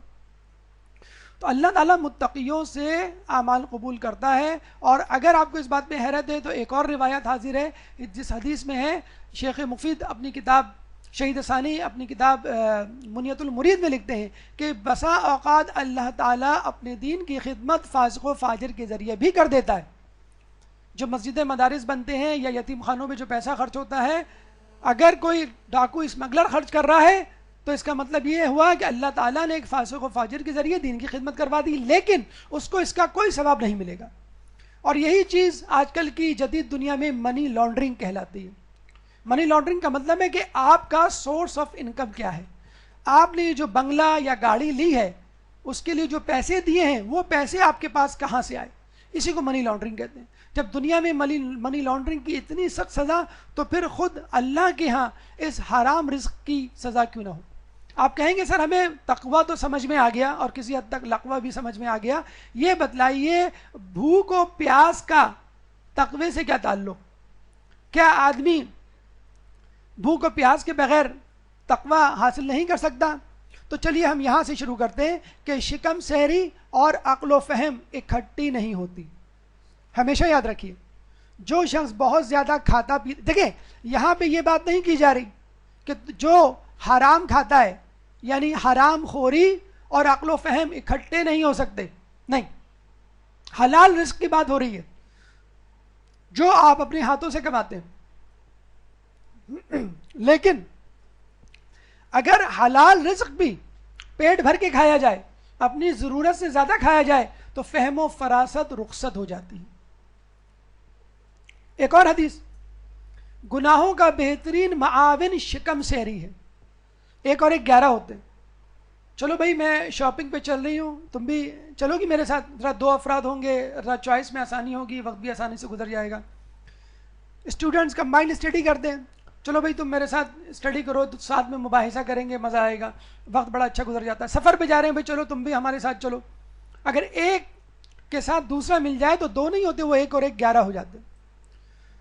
تو آپ کو کسی معاون کی ضرورت نہیں ہے، انسان کی صورت میں، شیطان کی صورت میں۔ آپ پیٹ بھر کے کھائیے۔ یہ جو ہم کہتے ہیں نا کہ شیطان تو موجود نہیں ہے، ہم پھر بھی گناہ کر رہے ہیں، تو بس سمجھ لیجئے شیطان تو موجود نہیں ہے، لیکن شیطان کا دوست تو موجود ہے۔ شیطان کا دوست کیا ہے؟ پیٹ بھر کر کھانا۔ افطار میں اتنا پیٹ بھریں گے کہ پتہ نہیں ہمیں سحری میں اٹھنے کا وقت ملے نہ ملے، اور سحری میں اتنا پیٹ بھریں گے کہ پتہ نہیں افطار نصیب ہو نہ ہو، اور پتہ نہیں افطار سے پہلے ہی ہم کہیں شہید نہ ہو جائیں، بے ہوش نہ ہو جائیں۔ تو یہ بھی دیکھا جائے تو یہ بھی ایک طرح کی شکم سحری ہے۔ ٹھیک ہے، روزے رمضان کے ابتدائی ایام گزر چکے، اور آپ کا وہم جو ہے اب اس کا بھوت بھی اتر جانا چاہیے کہ بہت زیادہ کھانے سے روزہ آسانی سے نہیں گزرتا، بلکہ کم کھانے سے روزہ آسانی سے، اور جسے کہتے ہیں کہ پھرتی سے گزرتا ہے۔ تو اگر کسی کو کوئی معاون نہ ملے شیطان کی صورت میں، دوست کی صورت میں، برے دوست کی صورت میں، تو بس وہ زیادہ کھا لے، کافی ہے، اس کو ایک فرینڈ مل جائے گا۔ A friend in need is a friend indeed۔ آپ نے مدرسے کی طرف جب رخ کیا ہوگا تو یہ حدیث ضرور سنی ہوگی کہ جب اللہ تعالیٰ کسی بندے کی خیر چاہتا ہے تو اس کو علم دین دے دیتا ہے۔ اب آپ دیکھیے اللہ تعالیٰ جب کسی کی اصلاح چاہتا ہے تو کیا دیتا ہے۔ خدا بند عالم کو جب اپنے کسی بندے کی اصلاح مطلوب ہوتی ہے تو اسے کم بولنے، کم کھانے اور کم سونے کا الہام فرماتا ہے۔ دیکھیں اس حدیث میں کہاں لکھا ہے کہ جب اللہ کو کسی کی اصلاح مطلوب ہوتی ہے تو اس کو مسجد کا راستہ دکھلاتا ہے، اس کو مدرسے میں داخلے کی توفیق دیتا ہے، اسے قرآن پڑھنے کی جسے کہتے ہیں استطاعت دیتا ہے، اسے جو ہے درس و تدریس سے ملحق کر دیتا ہے. کہیں بھی کسی بھی جگہ کسی چیز کے پڑھنے سننے یا کسی نفل کو ادا کرنے، کسی ذکر کو ادا کرنے کا ذکر نہیں ہے. یہاں پہ کس کا ذکر ہے؟ کم بولنے کا، کم کھانے کا اور کم سونے کا. رمضان میں کم کھانے کا، یہ تو ہم نہیں کہیں گے کہ رمضان میں ہم کم کھاتے ہیں، ہم جو کھاتے ہیں وہ ہم جانتے ہیں اور اللہ جانتا ہے. رمضان میں جو ہدف ہے وہ کم کھانا ہے، رمضان میں جو ہدف ہے وہ کم سونا ہے. اور یہ فطری بات ہے کہ جب انسان کم کھاتا ہے اور کم سوتا ہے تو اس کی گفتگو بھی کم ہو جاتی ہے. کیوں؟ اس کا ایمان جو بڑھ جاتا ہے. جب ایمان کم ہوتا ہے تو نعرہ بلند ہوتا ہے. مولا علی کا قول آپ نے سنا ہوگا. وہ الگ بات ہے کہ ہم کو اتنا شدید روزہ لگ رہا ہوتا ہے کہ ہمارے چہرے پہ ہر وقت 12 بج رہے ہوتے ہیں اور کچھ بولنے کا بھی جی نہیں چاہتا، اور لوگوں کو بے اختیار کہنا پڑتا ہے کہ کیا آج تم نے 2 روزے رکھے ہوئے؟ ایک روزے پہ تو ایسا منہ نہیں بنتا، تو یا تم جو ہے ذرا گیپ لے لو، ایک دن چھوڑ کے روزہ رکھ لو، بعد میں پورے کر لیں، وغیرہ وغیرہ. لیکن یہ حقیقت ہے کہ انسان پر جب عرفانیات کے دروازے کھلتے ہیں، رحمتوں کے دروازے کھلتے ہیں اور حجابات ہٹتے ہیں، اللہ تعالیٰ سے قرب الہی پیدا ہوتا ہے، قرب پیدا ہوتا ہے، تو انسان جو ہے وہ اپنی گفتگو جو ہے وہ کم کر دیتا ہے، اور یہیں سے اس کی تقوی کا آغاز ہوتا ہے. ایک اور خوشخبری سن لیجئے، جو کم کھائے گا اس کا حساب تھوڑا ہوگا. ہمارے یہاں سڑکوں پہ جو بل بورڈز پہ بینرز لگے ہوتے ہیں اس پہ الٹا ہوتا ہے، بہت بڑا سا برگر دکھایا جاتا ہے، اتنا بڑا کہ جو بل بورڈ سے باہر جا رہا ہوتا ہے، اور لوگ نیچے بھی کھڑے ہو جاتے ہیں شاید اس میں سے کچھ میونیز گرے تو ہم ٹیسٹ کر کے دیکھیں پھر جا کے کھائیں گے. اور جب آپ اس ریسٹورنٹ کا رخ کرتے ہیں تو پتہ چلتا ہے کہ اتنا چھوٹا برگر. بھائی آپ نے بل بورڈ پہ تو اتنا بڑا برگر دکھایا تھا، تو ریسٹورنٹ والے کہتے ہیں بھائی وہ بل بورڈ ہے، آپ کا میدا اگر بل بورڈ جیسا ہو جائے تو ہم اتنا بڑا برگر بھی لا دیں گے آپ کو. اب ان کو نہیں معلوم کہ یقیناً ہے، معنوی طور پہ تو ہے ہمارا، آپ 10 برگر لا دیجئے ہم کھا لیں گے. کتنی بڑی خوشخبری ہے، جو کم کھائے گا اس کا حساب تھوڑا ہوگا. کوئی اچنبے کی، کوئی حیرت کی بات نہیں. کیا آپ نے نہیں سنا سلیمان علیہ السلام پیغمبروں میں سب سے آخر میں جنت میں جائیں گے؟ کیوں؟ اللہ تعالیٰ کی نعمتوں سے سب سے زیادہ استفادہ کرنے والے پیغمبر ہیں. دنیا نہیں، ہواؤں پہ، ہواؤں نہیں دریاؤں پہ، دریا نہیں جانوروں پرندوں پہ حکومت، جنات پہ حکومت تھی. کس پہ حکومت نہیں تھی؟ ہر چیز کا کسی نعمت سے انہوں نے تجاوز نہیں کیا، صحیح استعمال کیا. اس کے باوجود حساب تو دینا پڑے گا، پائی پائی کا حساب دینا پڑے گا. وَمَن يَعْمَلْ مِثْقَالَ ذَرَّةٍ خَيْرًا يَرَهُ فَمَن يَعْمَلْ مِثْقَالَ ذَرَّةٍ شَرًّا يَرَهُ.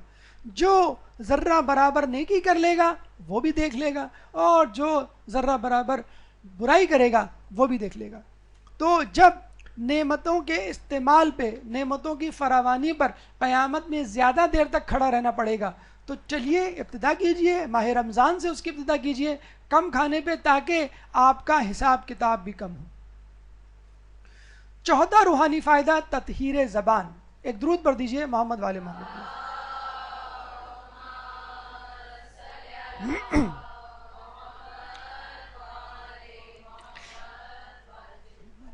ایک مسئلہ جو پہلے تو بہت زیادہ مشہور نہیں تھا، اب بہت زیادہ مشہور ہو چکا ہے، کہ کھانے پینے کے علاوہ اب یہ جملہ اکثر بولا جاتا ہے، خدا اور اس کے رسول کی نسبت جھوٹ بولنا.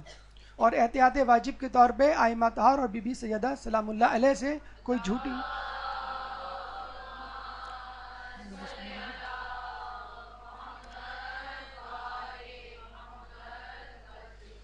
تو ہم اور آپ کو جو کہ اس دعوت و تبلیغ سے وابستہ ہیں ان کو بہت زیادہ بدرجہ اولا اس پہ احتیاط کرنی چاہیے.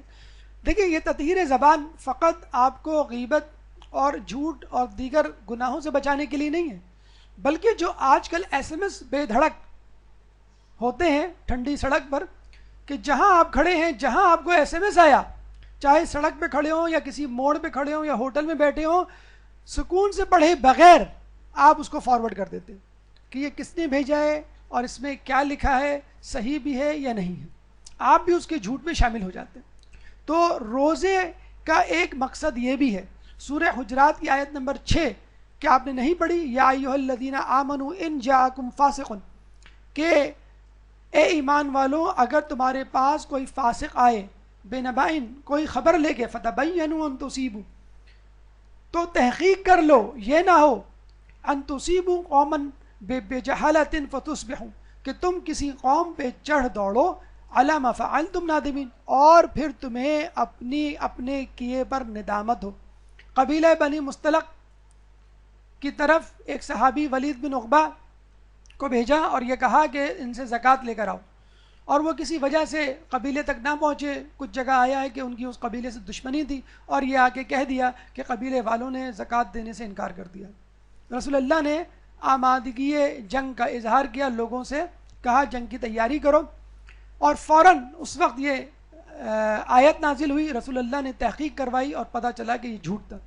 ہمارا میڈیا جو اس وقت عراق میں ہونے والی جنگ کو سنی شیعہ کی جنگ قرار دے رہا ہے، B B C website کے خلاف باقاعدہ مظاہرہ ہوا ہے انگلینڈ میں، جو ایک بہت معتبر خبر رساں ایجنسی سمجھا جاتا ہے کہ جس کی خبروں میں بہت زیادہ اعتماد کیا جاتا ہے، وہ مسلمانوں کے ایک کافر گروہ کو یہ کہہ رہا ہے کہ یہ سنی شیعہ کا جھگڑا ہے۔ تو اسی طرح ہمارا میڈیا اس طرح کی اور باتیں کہ جس میں کسی بھی قسم کا سچ شامل نہیں ہوتا بلکہ اس کے اندر فتنہ ہی فتنہ ہوتا ہے۔ ہمارے ہاں ٹی وی پر جو سحری اور افطار میں جو اس وقت پروگرامات آ رہے ہیں، اس میں جس طرح کا جھوٹ بولا جاتا ہے، مسائل کو تروڑ مروڑ کے پیش کیا جاتا ہے، اس کے بارے میں سامنے بڑا اچھا جملہ کہا کہ یہ ڈائٹ اسلام ہے جو آپ کو پیش کیا جا رہا ہے، یہ جو ہے ڈائٹ روزہ ہے جس کی طرف آپ کو رغبت دی جا رہی ہے۔ جو کوک اور کولڈ ڈرنک اور جسے کہتے ہیں کہ میٹھی چیزیں کھانے کے شوقین ہیں، ان کے آگے اگر ڈائٹ کولڈ ڈرنک یا ڈائٹ پاپے یا ڈائٹ جو ہے وہ مٹھائی یا ڈائٹ کیک رکھ دیا جائے، آپ دیکھ لیجئے کہ کس طرح کا ان کا منہ بنتا ہے۔ تو یہ وہی اسلام ہے کہ جس میں اصل روح نکال دی گئی ہے، جیسے سویٹ ڈش میں سے آپ چینی نکال دیں، اس کی آپ نے اصل روح نکال دی۔ تو ان پروگرامات میں بھی اصل چیز کو، اصل روح کو نکال دیا گیا ہے۔ میوزک، مکس گیدرنگ اور ہلہ گلہ، لہو و لعب، دین کو ایک پھکڑ پن سے تشبیہ اور تعبیر دینا، اپنے خود ساختہ فتوے علماء کے سامنے پیش کرنا اور عوام کو ان کے مسائل کا حل بتانا، یہ تمام 2 نمبر کا اسلام ہے۔ خدا را اپنے آپ کو، اپنے بچوں کو، اپنے گھر والوں کو، اپنے مردوں کو، اپنے آس پاس کے لوگوں کو اس 2 نمبر کے اسلام سے، اس ڈائٹ اسلام سے محفوظ رکھیے، کیونکہ جب امام زمانہ کا ظہور ہوگا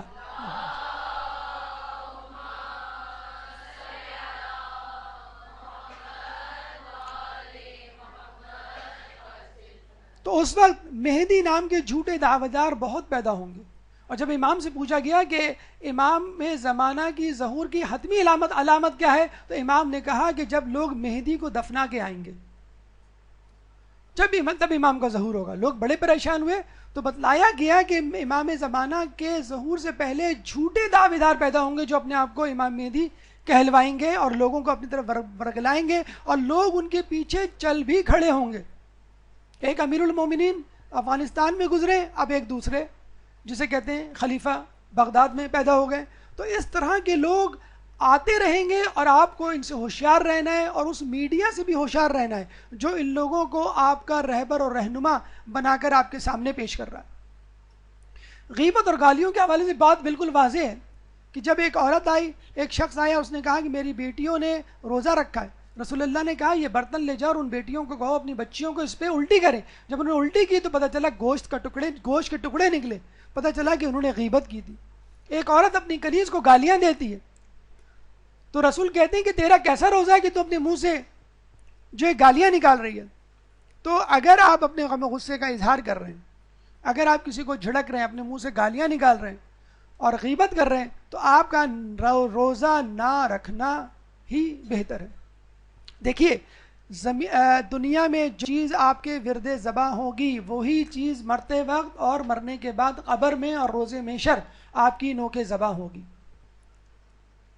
شیخ حسن علی اصفہانی اپنے طلباء کو قبرستان، یہ وادی السلام کا قبرستان ہے، قبرستان لے کے جاتے ہیں اور کہتے ہیں کہ اس قبر سے کان لگا کے سنو کیا آواز آ رہی ہے۔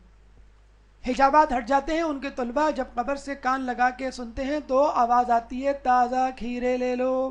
ہمارے جو سبزی والے آواز لگاتے، اس کا مطلب یہ نہیں کہ تمام سبزی والے خدا نخواستہ قبر میں یہی آوازیں لگائیں گے. نہیں، کہنے کا مقصد یہ ہے کہ جو چیز دن بھر آپ کے ذہن میں سوار ہو، چاہے وہ تاجر ہو، دکاندار ہو، کمپنی میں کام کرنے جاب کرنے والا شخص ہو، جو چیز صبح شام 2x4 یا 1 کا 4، جو چیز آپ کے ذہن پہ سوار رہے گی، بس وہی چیز قبر میں بھی، روز محشر میں بھی آپ کے نوک زباں ہوگی.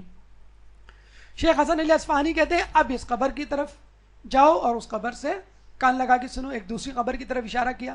جب ان کے طلباء نے دوسری قبر کی طرف کان لگا کے سنا تو آواز آ رہی تھی لا الہ الا اللہ، لا الہ الا اللہ. تو جو شخص عمر بھر لا الہ الا اللہ کا ورد کرتا رہا ہوگا، جس کے ہاتھ میں تسبیح رہی ہوگی، جس کے نوک زباں پر استغفار رہی ہوگی، کلمہ شہادت رہا ہوگا، درود رہا ہوگا، تو وہی باتیں، وہی اذکار اس کو قیامت میں اور قبر میں بھی اس کے ساتھ ہوں گی اور اس کے کام آئیں گی.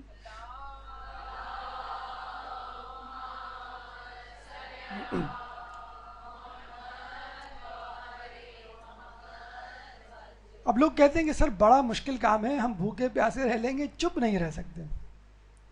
اور کچھ بہویں کہتی ہیں ہم ظلم کے خلاف خاموش نہیں رہ سکتے.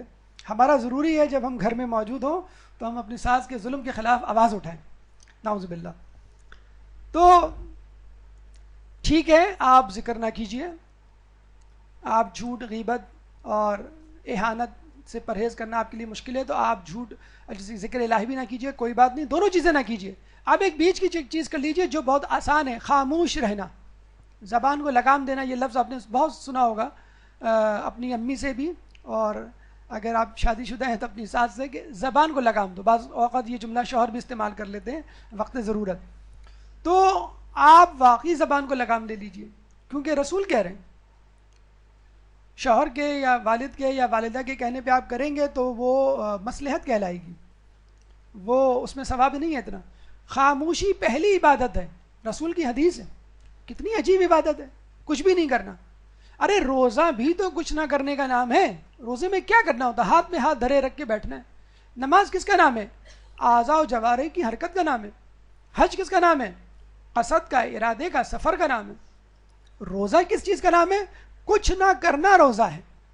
بھوک و پیاس میں، بلکہ جو کچھ کر رہے تھے اب تک اس کو بھی متروک کرنا، اس کو بھی ترک کرنا، یہ ہے روزہ. خاموشی پہلی عبادت ہے. اور ایک اور بڑی عجیب حدیث رسول ہے کہ پہلی امتوں کے لوگ 10 سال تک خاموشی کی تعلیم حاصل کرتے تھے، اور اگر وہ اس میں کامیاب نہ ہوتے تو کہہ دیتے کہ ہم عبادت کے بھی قابل نہیں. دیکھیں، ذکر الہی اسی زبان پہ جاری ہو سکتا ہے جو خاموشی کی لذت سے آشنا ہو. پھر وہی بات، برتن کے نجاست والی بات، کہ آپ گالیاں، غیبتیں اور جھوٹ بولیں گے، اس زبان کو آلودہ کریں گے، پھر اسی زبان پہ ذکر الہی جاری رکھیں گے تو کیا مزہ آئے گا؟ پہلے مغلظات، جھوٹ، غیبت اپنی زبان سے علیحدہ کیجئے، زبان کو آرام دیجئے، ریسٹ دیجئے خاموشی کی صورت میں، اور اس کے بعد ذکر الہی شروع کیجئے. انشاءاللہ زبان کے ساتھ ساتھ آپ کے تمام اعضاء جوارح زبان کے ساتھ حرکت کریں گے. اگر آپ کہیں گے لا الہ الا اللہ، اللہ ایک ہے، تو اعضاء جوارح خود بخود مصلی کی طرف جائیں گے. ارے میں نماز پڑھ کے گواہی دیتا ہوں کہ اللہ ایک ہے.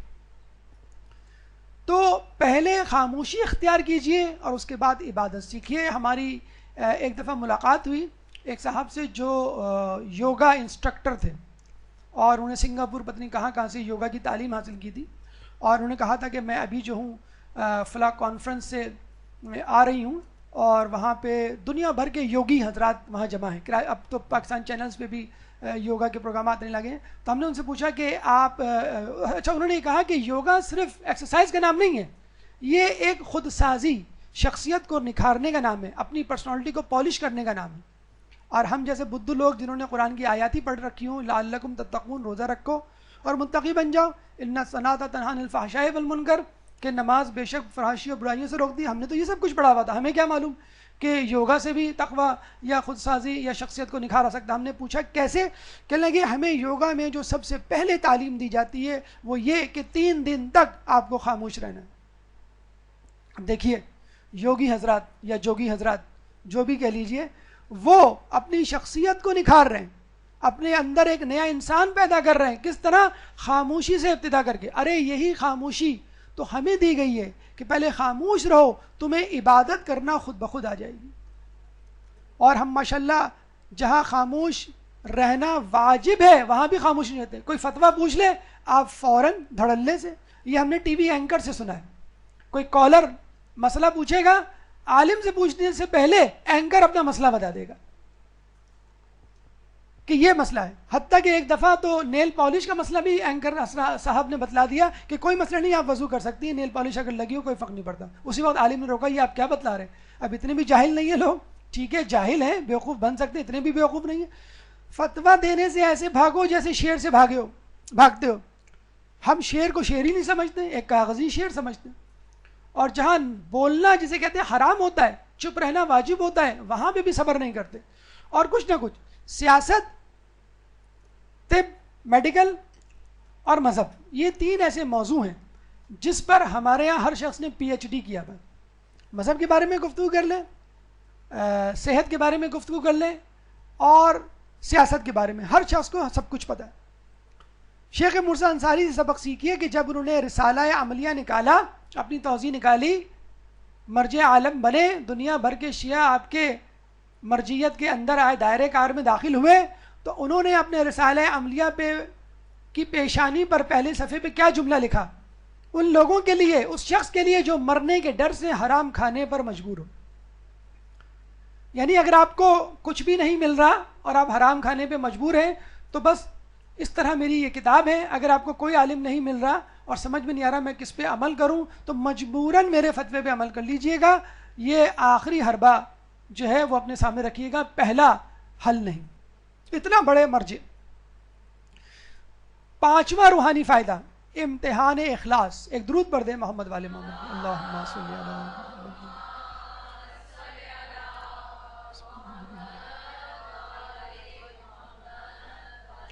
خداوند عالم نے روزے کو واجب قرار دیا ہے تاکہ اخلاص کو ثابت کرے. جیسے ہم نے آپ کو بتلایا کہ نماز ہے، حج ہے، حتیٰ کہ زکوٰۃ و صدقہ بھی اگر آپ دے رہے ہوتے ہیں تو کم از کم دینے والے کو تو معلوم ہوتا ہے کہ آپ یہ نیکی کر رہے ہیں. روزے کے لیے کہا جاتا ہے میں اتنا اخلاص ہے کہ فقط روزہ رکھنے والے کو معلوم ہوتا ہے کہ میرا روزہ ہے. خداوند عالم نے روزے کو واجب قرار دیا ہے تاکہ اخلاص کو ثابت کرے. اور پھر مولا ایک اور جگہ تصریح فرماتے ہیں کہ دل کا روزہ زبان کے روزے سے بہتر اور زبان کا روزہ شکم کے روزے سے بہتر ہے. دیکھیں تقوی بھی حاصل کریں تو اس تقوی کے بھی 3 درجے ہیں. بچے کو ہم بڑی پابندی سے کہتے ہیں، روزانہ یہ جملہ کہتے ہیں، بیٹا تمہارا A گریڈ آنا چاہیے، تمہیں فرسٹ آنا چاہیے. لیکن اپنے لیے 3rd کلاس تقوی کا انتخاب کرتے ہیں، اپنے لیے 3rd کلاس عبادت کا انتخاب کرتے ہیں. ہمیں یہ معلوم ہے کن چیزوں سے روزہ ٹوٹ جائے گا، کن چیزوں سے روزہ برقرار رہے گا، کیا شرائط ہے روزے کی. لیکن اعضاء جوارح سے جو ہونے والے گناہ ان کی کوئی فکر نہیں. مولانا صاحب غیبت کر سکتے ہیں روزے میں، روزہ تو نہیں ٹوٹے گا؟ ہاں روزہ تو نہیں ٹوٹے گا.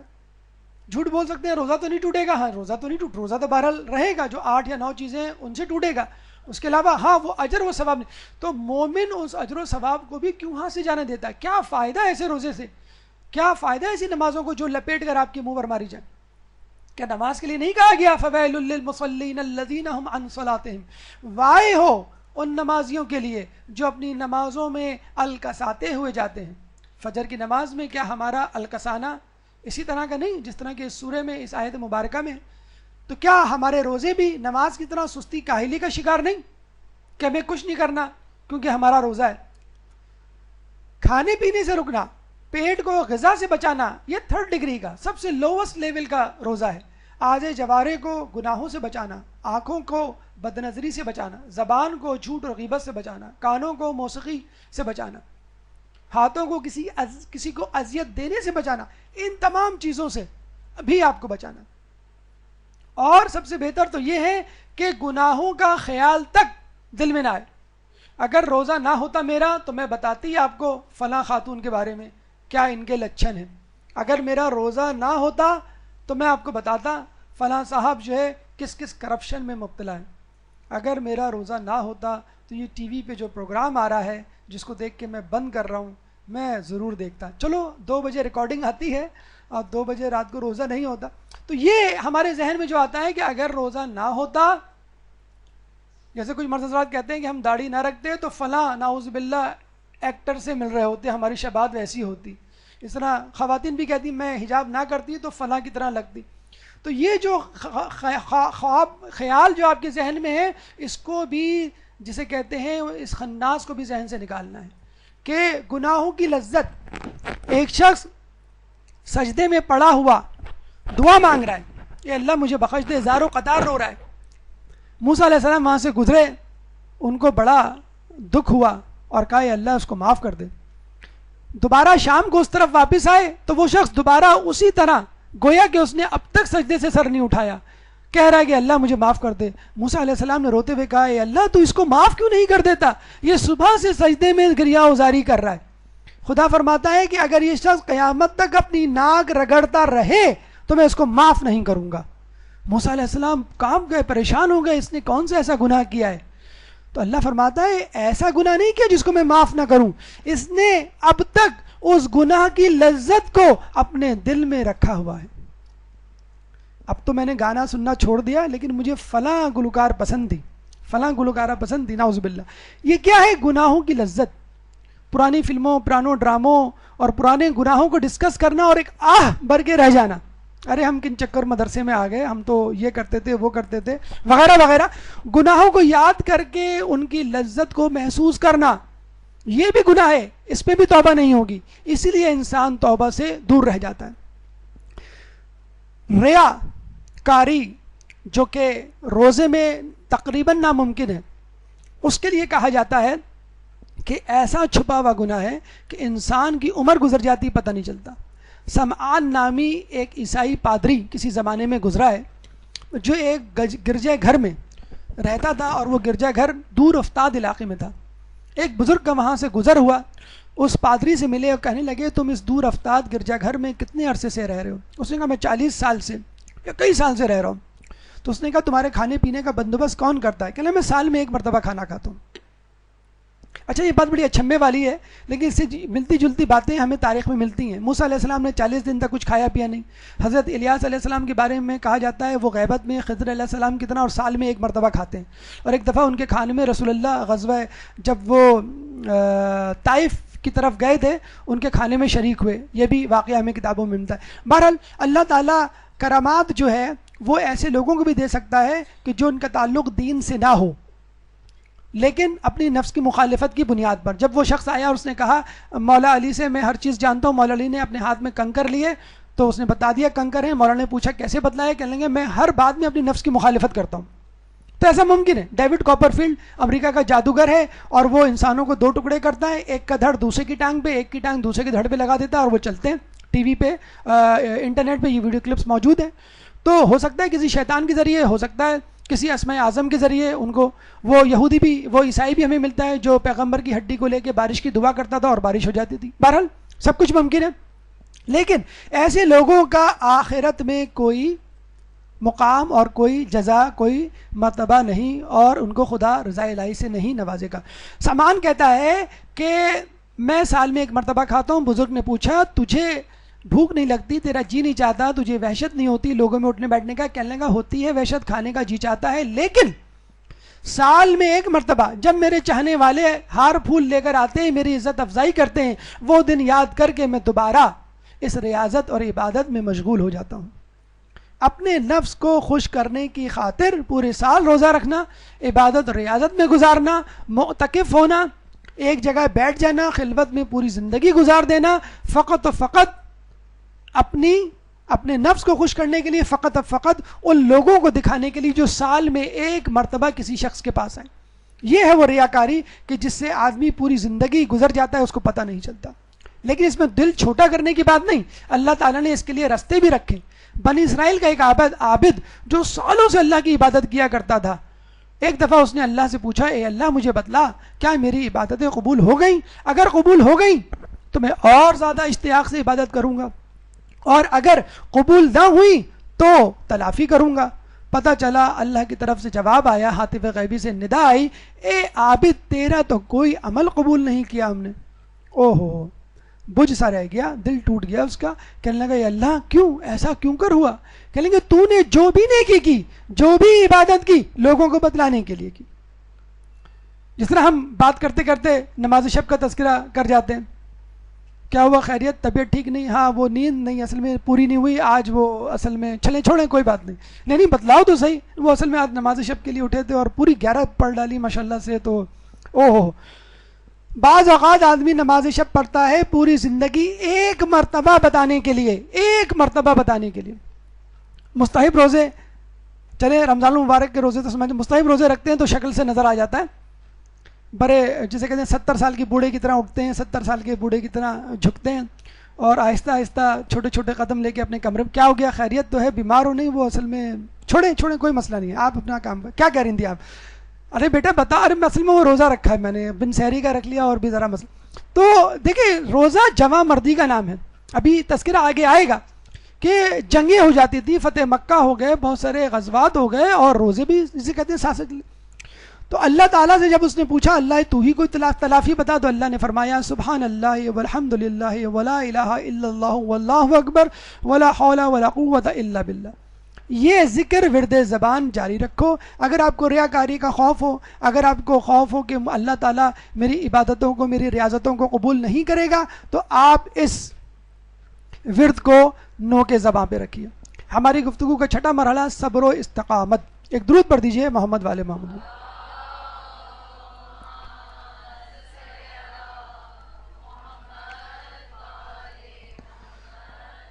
وَاسْتَعِينُوا بِالصَّبْرِ وَالصَّلَاةِ،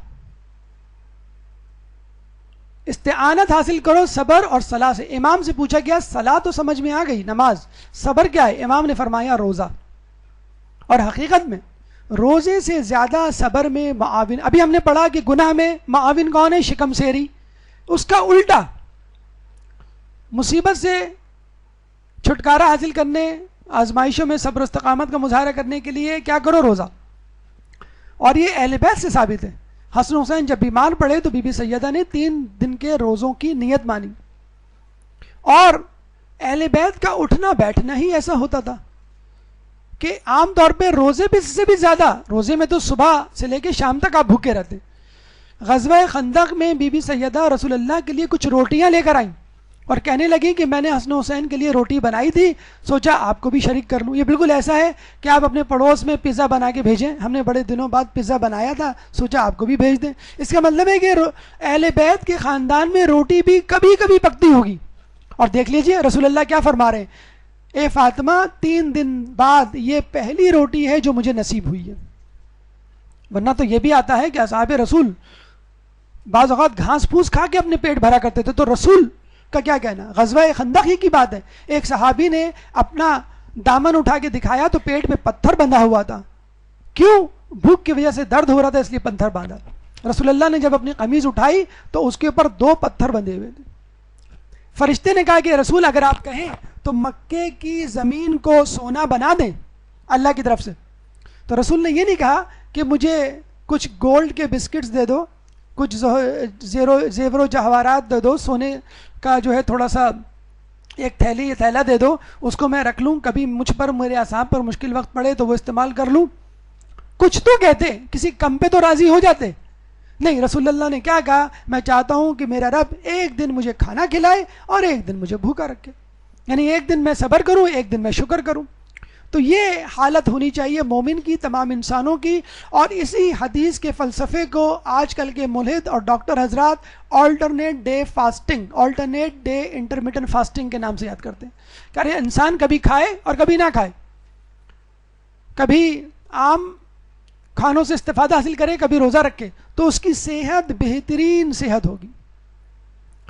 اور روزہ نہ صرف آپ کو صبر و استقامت دیتا ہے گناہوں کے مقابلے میں، بلکہ شیطان کا منہ کالا کرتا ہے. شیطان کو ہراتا نہیں ہے، بڑے جسے کہتے ہیں کہ بڑی بری طرح ہراتا ہے، اور اس طرح ہراتا ہے کہ شیطان کسی کو منہ دکھانے کے قابل نہیں رہتا. جس طرح آج کل قید و پابندی میں ہے کہ کسی کو منہ دکھانے کے قابل نہیں، اور یہ تو مہینہ ہی صبر کا ہے. یہ صبر کا مہینہ اور صبر کا ثواب جنت ہے. وَاسْتَعِينُوا بِالصَّبْرِ وَالصَّلَاةِ میں صبر کیا ہے؟ روزہ ہے. صبر کی کیا جزا ہے؟ امام فرماتے ہیں کہ ایک رات بیماری کو قبول کرنا اور شکر کرنا 60 سال کی عبادت کے برابر ہے. آپ لیلۃ القدر کے بارے میں پڑھتے ہیں کہ 1000 سال کے برابر ہے. تو 1000 سال تقریباً 80-83 سال کی عمر بنتی ہے. یہ 60 سال کی عمر. کسی نے پوچھا قبول کرنے سے کیا مراد ہے؟ تو بتلایا امام نے کہ قبول کرنے کا مطلب یہ ہے کہ کسی کو نہ بتائیں. ہمارے یہاں اگر کوئی بیمار پڑ جائے, ہلکا سا بخار چڑھ جائے, یہ لاؤ وہ لاؤ, یہ پکاؤ وہ پکاؤ, پورا گھر جو ہاسپٹل بن جاتا ہے, بیگم نرس بن جاتی ہیں اور بچے وارڈ بوائے بن جاتے ہیں. بیڈ نمبر 1 پہ ہوتے ہیں کبھی آپ, پھر بیڈ نمبر 2 یعنی صوفے پہ منتقل ہو جاتے ہیں, پھر بیڈ نمبر 3 یعنی کبھی ڈرائنگ روم میں چلے جاتے ہیں. ہر جگہ جا کے آپ سوچ رہے ہوتے ہیں اور وہیں سے آواز لگا رہے ہوتے ہیں, یہ لاؤ وہ لاؤ, یہ کرو وہ کرو. محلے والوں کو پتہ چل جاتا ہے کہ بھئی یہ پیناڈول کا پتہ ہے, ہمارے پاس رکھا تھا, شاید اس سے آپ کو کچھ افاق ہو. بیماری کو نہ بتانا یہ ہے اصل صبر.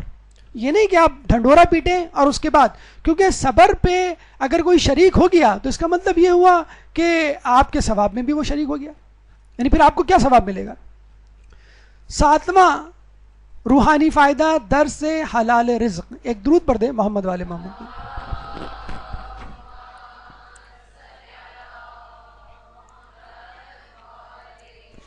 دیکھیں باہر کے ملکوں میں اکثر لوگ, یہاں تو نہیں, یہ بڑا ایک فیشن بن گیا ہے کہ جب بھی آپ کسی ریسٹورنٹ کا نام لیں تو سب سے پہلے یہ سوال پوچھا جاتا ہے کہ وہاں پہ حلال فوڈ ہے, وہاں کا چکن اور وہاں کا جو مٹن ہے وہ حلال طریقے سے ذبح ہوتا ہے.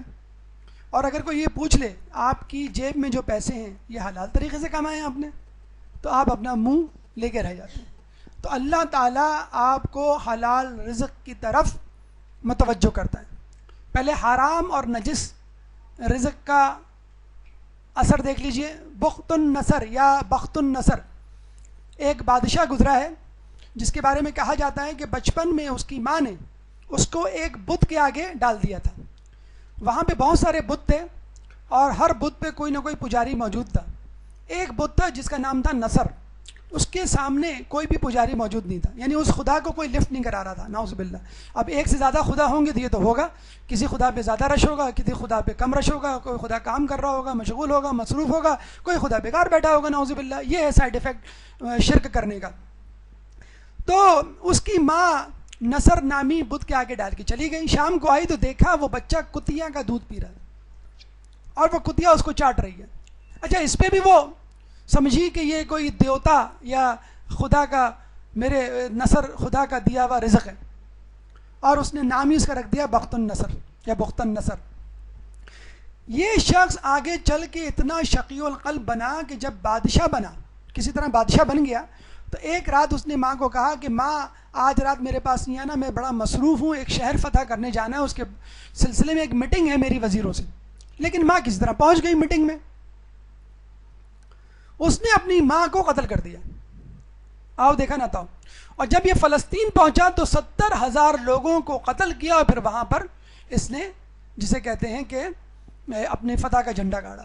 تو یہ ہے نجس چیز, حرام چیز کا معدے میں جانا. رسول کی حدیث ہے, بڑی عجیب حدیث ہے. اس حدیث کو تو دیوار پہ یا تغرے پہ یا کسی واضح جگہ پر لکھ دینے کا جی چاہتا ہے آج کل کے زمانے کے حوالے سے.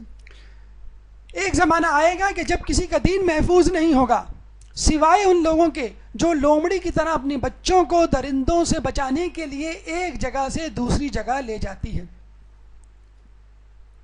آج کل کا زمانہ وہ زمانہ ہے کہ نہیں؟ پہلے آپ بچے کو کمرے میں لاک کر دیتے تھے, گلی کے گندے بچوں کے ساتھ کھیلنے نہیں دیتے تھے. آج کمرے میں بھی لاک نہیں کر سکتے, انٹرنیٹ, ٹی وی, موبائل موجود ہے. آپ کون کس قسم کے تار نکالیں گے؟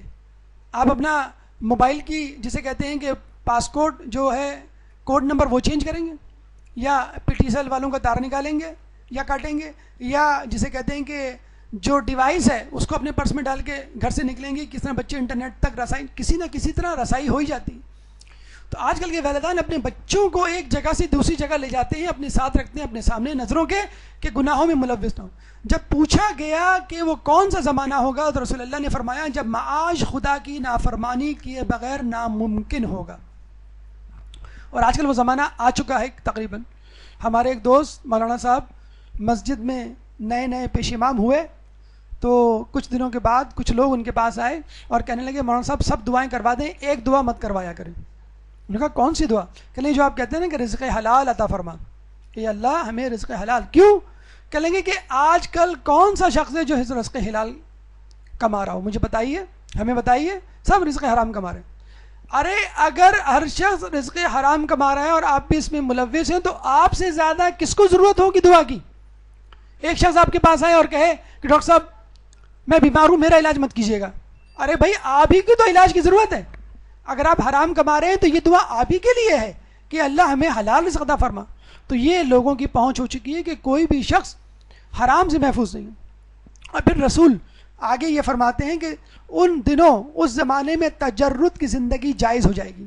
تجرد کی زندگی اسلام سے پہلے جائز تھی، عیسیٰ علیہ السلام خود تجرد کی زندگیاں گزارتے تھے، لیکن رسول اللہ کی امت کے لیے خاص رحمت ہے، تجرد کی زندگی حرام ہے۔ فقط جو 3 دن کا اعتکاف ہوتا ہے اسی کو کہا گیا یہی تجرد ہے،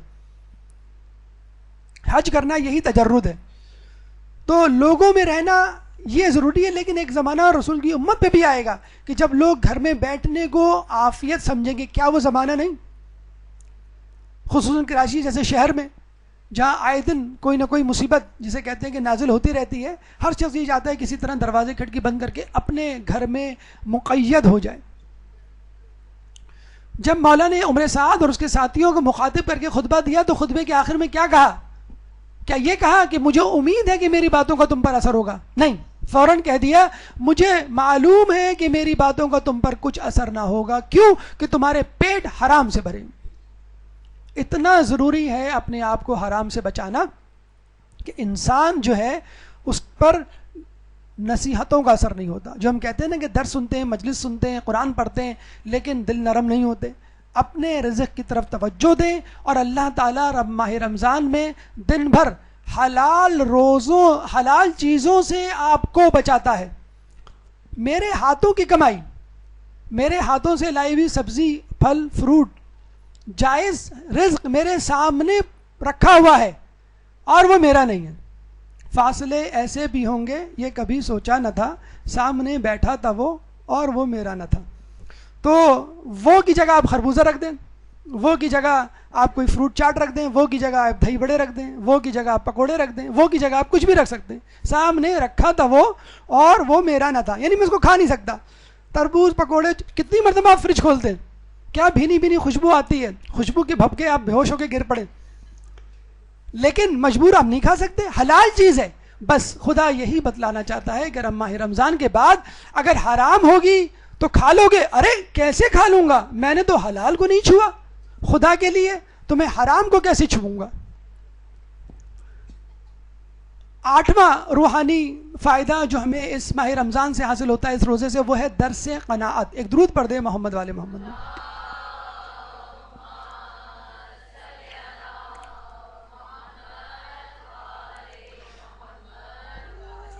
تھوڑا سا اضافی وقت آپ کا معذرت کے ساتھ لیں گے، شاید غالباً ٹائم ہو چکا ہے، لیکن اگر یہ موضوع مکمل نہیں ہوا تو شاید اگلی رمضان تک انتظار کرنا پڑ جائے۔ درس قناعت دیتا ہے، وہ الگ بات ہے کہ ہم نہیں لیتے۔ درس قناعت کیا؟ 2 وقت کا کھانا جو مل جائے۔ بھوک غذا کے لیے چٹنی ہے، امام کی حدیث ہے کہ جب بھوک لگتی ہے تو سب کچھ کھا لیتا ہے۔ کیا کھائیں گے؟ ارے بھائی میں نے دوپہر سے کچھ نہیں کھایا، زہر بھی لے آؤ تو کھا لوں گا۔ اور بیگم بھاگی بھاگی جاتی ہیں کھانا لینے، زہر لینے نہیں، کہ بڑی مشکلوں سے خود مانگا ہے، اب میری طرف سے میں بری ذمہ ہوں۔ درس قناعت دیتا ہے کہ میرے پاس جوتے نہیں ہیں، اور جب وہ لنگڑے آدمی کو دیتا ہے ارے اس کے پاس تو پاؤں بھی نہیں ہیں۔ اللہ درس قناعت دے رہا ہے، 2 وقت کا کھانا۔ 2 وقت ملا احمد نراقی عروج السعادہ میں فرماتے ہیں بہتر تو یہ ہے کہ انسان 1 مرتبہ کھائے دن میں، اگر نہ ہو سکے تو 2 مرتبہ کھائے۔ اور اوقات وہ لکھتے ہیں نماز شب کے بعد صبح کا کھا لے، اور نماز عشاء کے بعد رات کا کھا لے۔ ملا احمد نراقی آپ کس دنیا میں آئیے، کراچی میں دیکھیے مومنین کس طرح عام دنوں میں چھوڑیے، رمضان میں کس طرح کھاتے ہیں۔ افطار میں کھاتے ہیں، پھر نماز کے بعد کھاتے ہیں، پھر سحری سے پہلے تھوڑا سا ڈبکا مارتے ہیں جسے کہتے ہیں۔ امی کی لینگویج میں، اور پھر سحری میں پھر دوبارہ آستین چڑھا کے بیٹھ جاتے ہیں. ہم ماہ رمضان میں 3 اور 4 وقت کا کھا لیتے ہیں جسے کہتے ہیں. تو وہ کہہ رہے ہیں کہ ایک مرتبہ نہیں تو 2 مرتبہ. چھٹے امام جعفر صادق علیہ السلام، اللہم صلی علی محمد،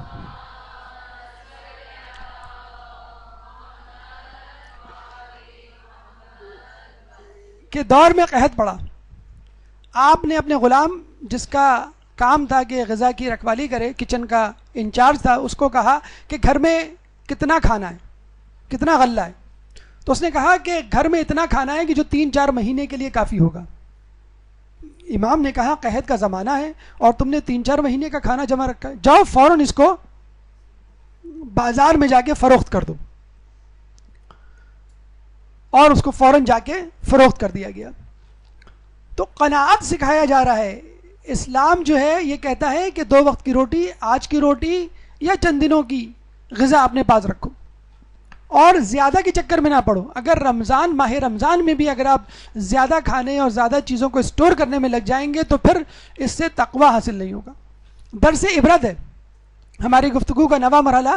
اس مہینے میں روزے کی وجہ سے جو تمہیں پیاس اور بھوک لگتی ہے، اس سے قیامت کے دن کی پیاس اور بھوک کو یاد کرو کہ جب انسان روزے میں بھوک پیاس کا شکار ہوتا ہے تو پھر انسان کو نہ صرف یہ تقوی کے حصول کے لیے سرگردہ رہنا چاہیے بلکہ قیامت کی بھوک پیاس کو بھی یاد رکھنا چاہیے کہ جب سورج سوا نیزے پر ہوگا. یہ جو آپ کا پنکھا لگا ہے اتنا اوپر، یہ جو آپ کی چھت ہے اتنا اوپر، دیکھ لیجئے اور سوچ لیجئے اگر سورج یہاں آ جائے تو آپ کا کیا حال ہو.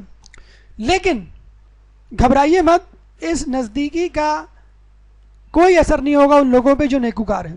ہاں جو گناہ گار ہیں وہ پسینے میں شرابور ہوں گے. جس کا جتنا گناہ ہوگا اس کا اتنا پسینہ ہوگا. کوئی ٹخنوں تک پسینے میں تربتر ہوگا، کوئی گھٹنوں تک، کوئی کمر تک، کوئی سینے تک، اور کوئی اپنے گناہوں کی وجہ سے اتنا شرابور ہوگا کہ اپنے ہی پسینے میں ڈبکیاں لگا رہا ہوگا. 10ویں روحانی طاقت، روحانی قوت، روحانی فائدہ جو آپ کو حاصل ہوتا ہے وہ ترک دنیا. لیکن ترک دنیا وہ والا نہیں کہ مکمل طور پر ترک دنیا کر کے بیٹھ جائیں، دنیا چھوڑ دیں. ترک دنیا، دنیا کے اندر، دنیا میں ایسے رہو جیسے کشتی پانی میں، کہ جب کشتی پانی کے اوپر ہوتی ہے تو انسان سلامت ہوتا ہے، اور جب پانی کشتی کے اندر اوپر آ جائے تو وہ ڈوب جاتا ہے. اس ترک دنیا میں ترک لذات شامل ہے. میاں بیوی کے تعلقات تک کو منع کیا گیا کہ اگر کبھی گھر والوں کو چھوڑنا پڑے، کبھی جہاد کے لیے لبیک کہنا پڑے، تو تم بھی تیار رہو، تمہارے اہل خانہ بھی تیار رہیں اس دوری کے لیے. ترک ضروریات ہے کہ اگر کبھی امام کا ظہور ہو اور اس میں تم سپاہی کے طور پر اپنی ڈیوٹی انجام دو تو بھوک پیاس کو برداشت کر لو، اور اپنے ماہ رمضان کے روزوں کو یاد رکھو کہ میں اس سے پہلے بھی تو بھوک پیاس برداشت کر چکا ہوں. لیکن ہمارا یہ حال ہے کہ رمضان سے پہلے جو شاپنگ کی جاتی ہے کہ ایک بچہ بے اختیار مما سے پوچھتا ہے، مم I thought Ramzan was a fasting month, میں تو سمجھا تھا کہ یہ روزوں کا مہینہ ہے، یہ تو لگتا ہے کہ پیٹ بھرنے کا مہینہ ہے. اتنی زیادہ چیزیں آپ نے لیں. اور یقیناً آپ خود دیکھ لیجئے ہمارے گھروں میں جو غذا اور اجناس کے انبار ہیں وہ عام دنوں سے کہیں زیادہ ہوتے. ماہ رمضان یا روزہ دعوت قرآن ہے خود اس مہینے میں اور ویسے بھی. شہر رمضان الذی انزل فیہ القرآن ھدی للناس وبینات من الھدی والفرقان، کہ یہ وہ مہینہ ہے جس میں قرآن نازل ہوا، ہدایت ہے، اور اس کے علاوہ فرقان یعنی حق و باطل میں فرق کرنے والا ہے. اس مہینے میں جو قرآن مجید کی ایک آیت کی تلاوت کرے گا اس کو دوسرے مہینوں میں ختم قرآن کرنے کا ثواب ملے گا.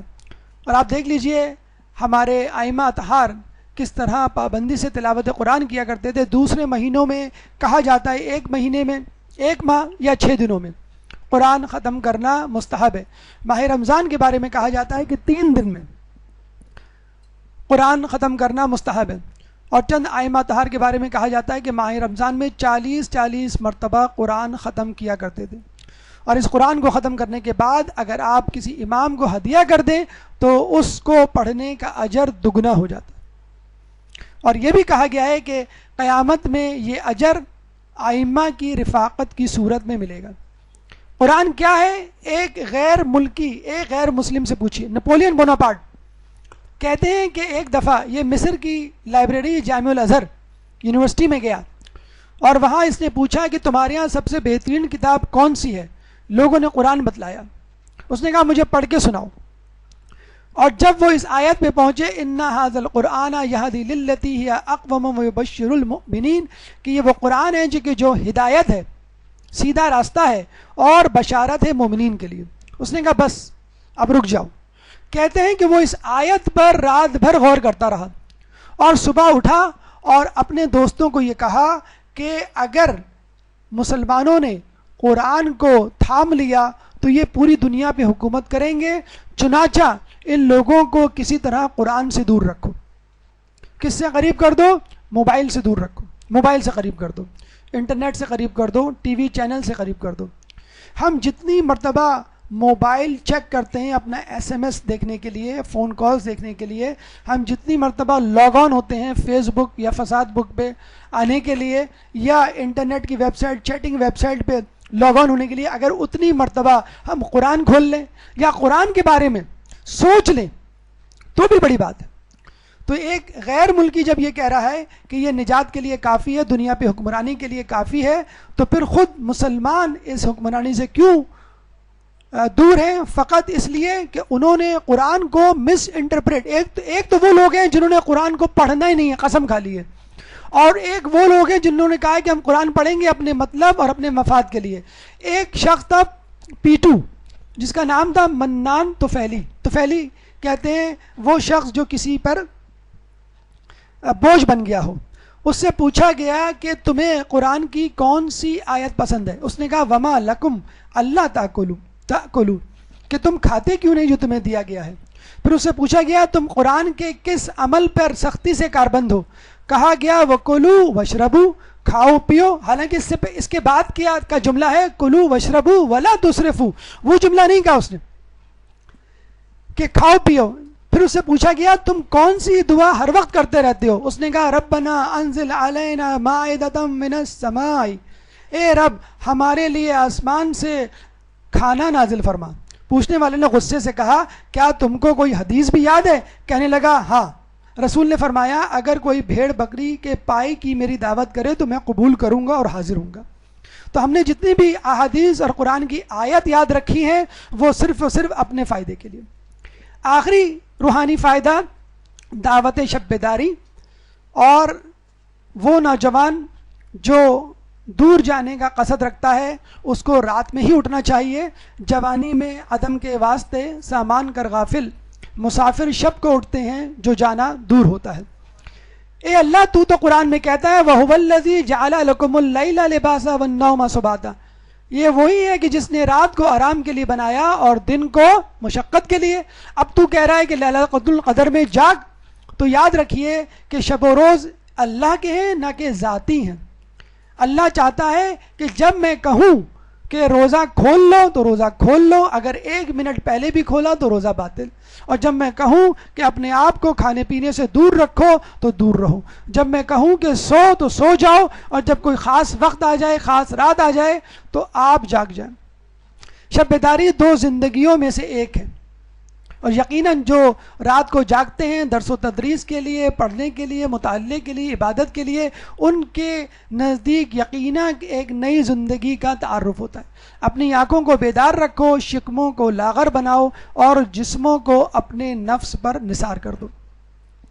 آخر میں جناب نفیسہ خاتون کے بارے میں ضرور کہیں گے، اہل بیت کے خاندان کی ایک فرد، بی بی زینب سلام اللہ علیہ کی پھوپھی۔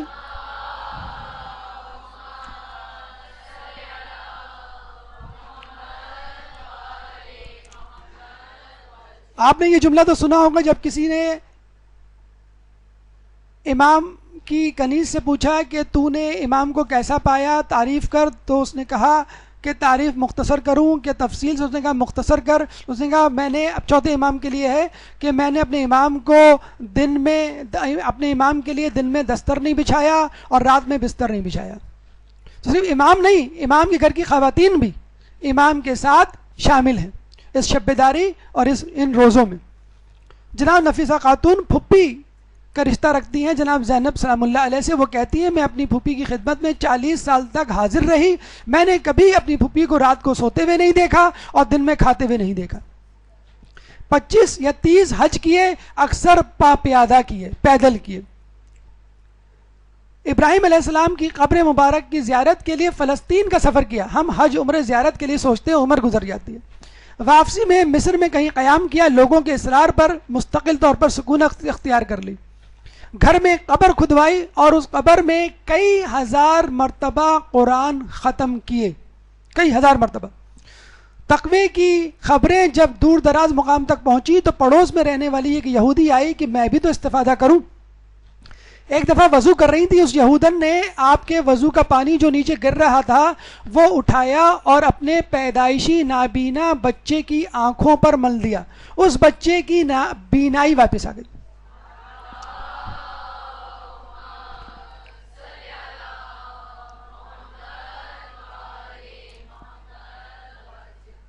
تو دیکھیے اس زمانے میں نہ میڈیا تھا، نہ نفیسہ خاتون کہیں درس و تدریس سے وابستہ تھیں، لیکن اس کے باوجود فقط اپنے تقوی کی بنیاد پر خاتون ہونے کے باوجود کتنا ذریعہ بنی دعوت و تبلیغ کا۔ ان کے اس معجزے اور آپ کے تقوی کی وجہ سے کئی خاندان یہودیوں کے مشرف پہ اسلام ہو گئے۔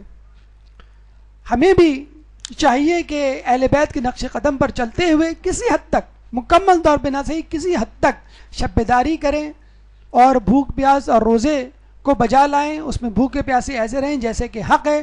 یہ نہ ہو کہ مولا کی یہ نصیحت، یہ حدیث ہم پر چشمہ کر دی جائے کہ کئی روزے دار ایسے ہیں جن کو بھوک و پیاس کے سوا کچھ حاصل نہیں ہوتا، اور کئی عبادت گزار ایسے ہیں جن کو زحمت و تھکن کے علاوہ کچھ نہیں ملتا۔ اللہ تعالیٰ سے دعا ہے کہ ہمیں ماہ رمضان کی سعادتوں، برکتوں، رحمتوں کو سمیٹنے کی توفیق عطا فرمائے۔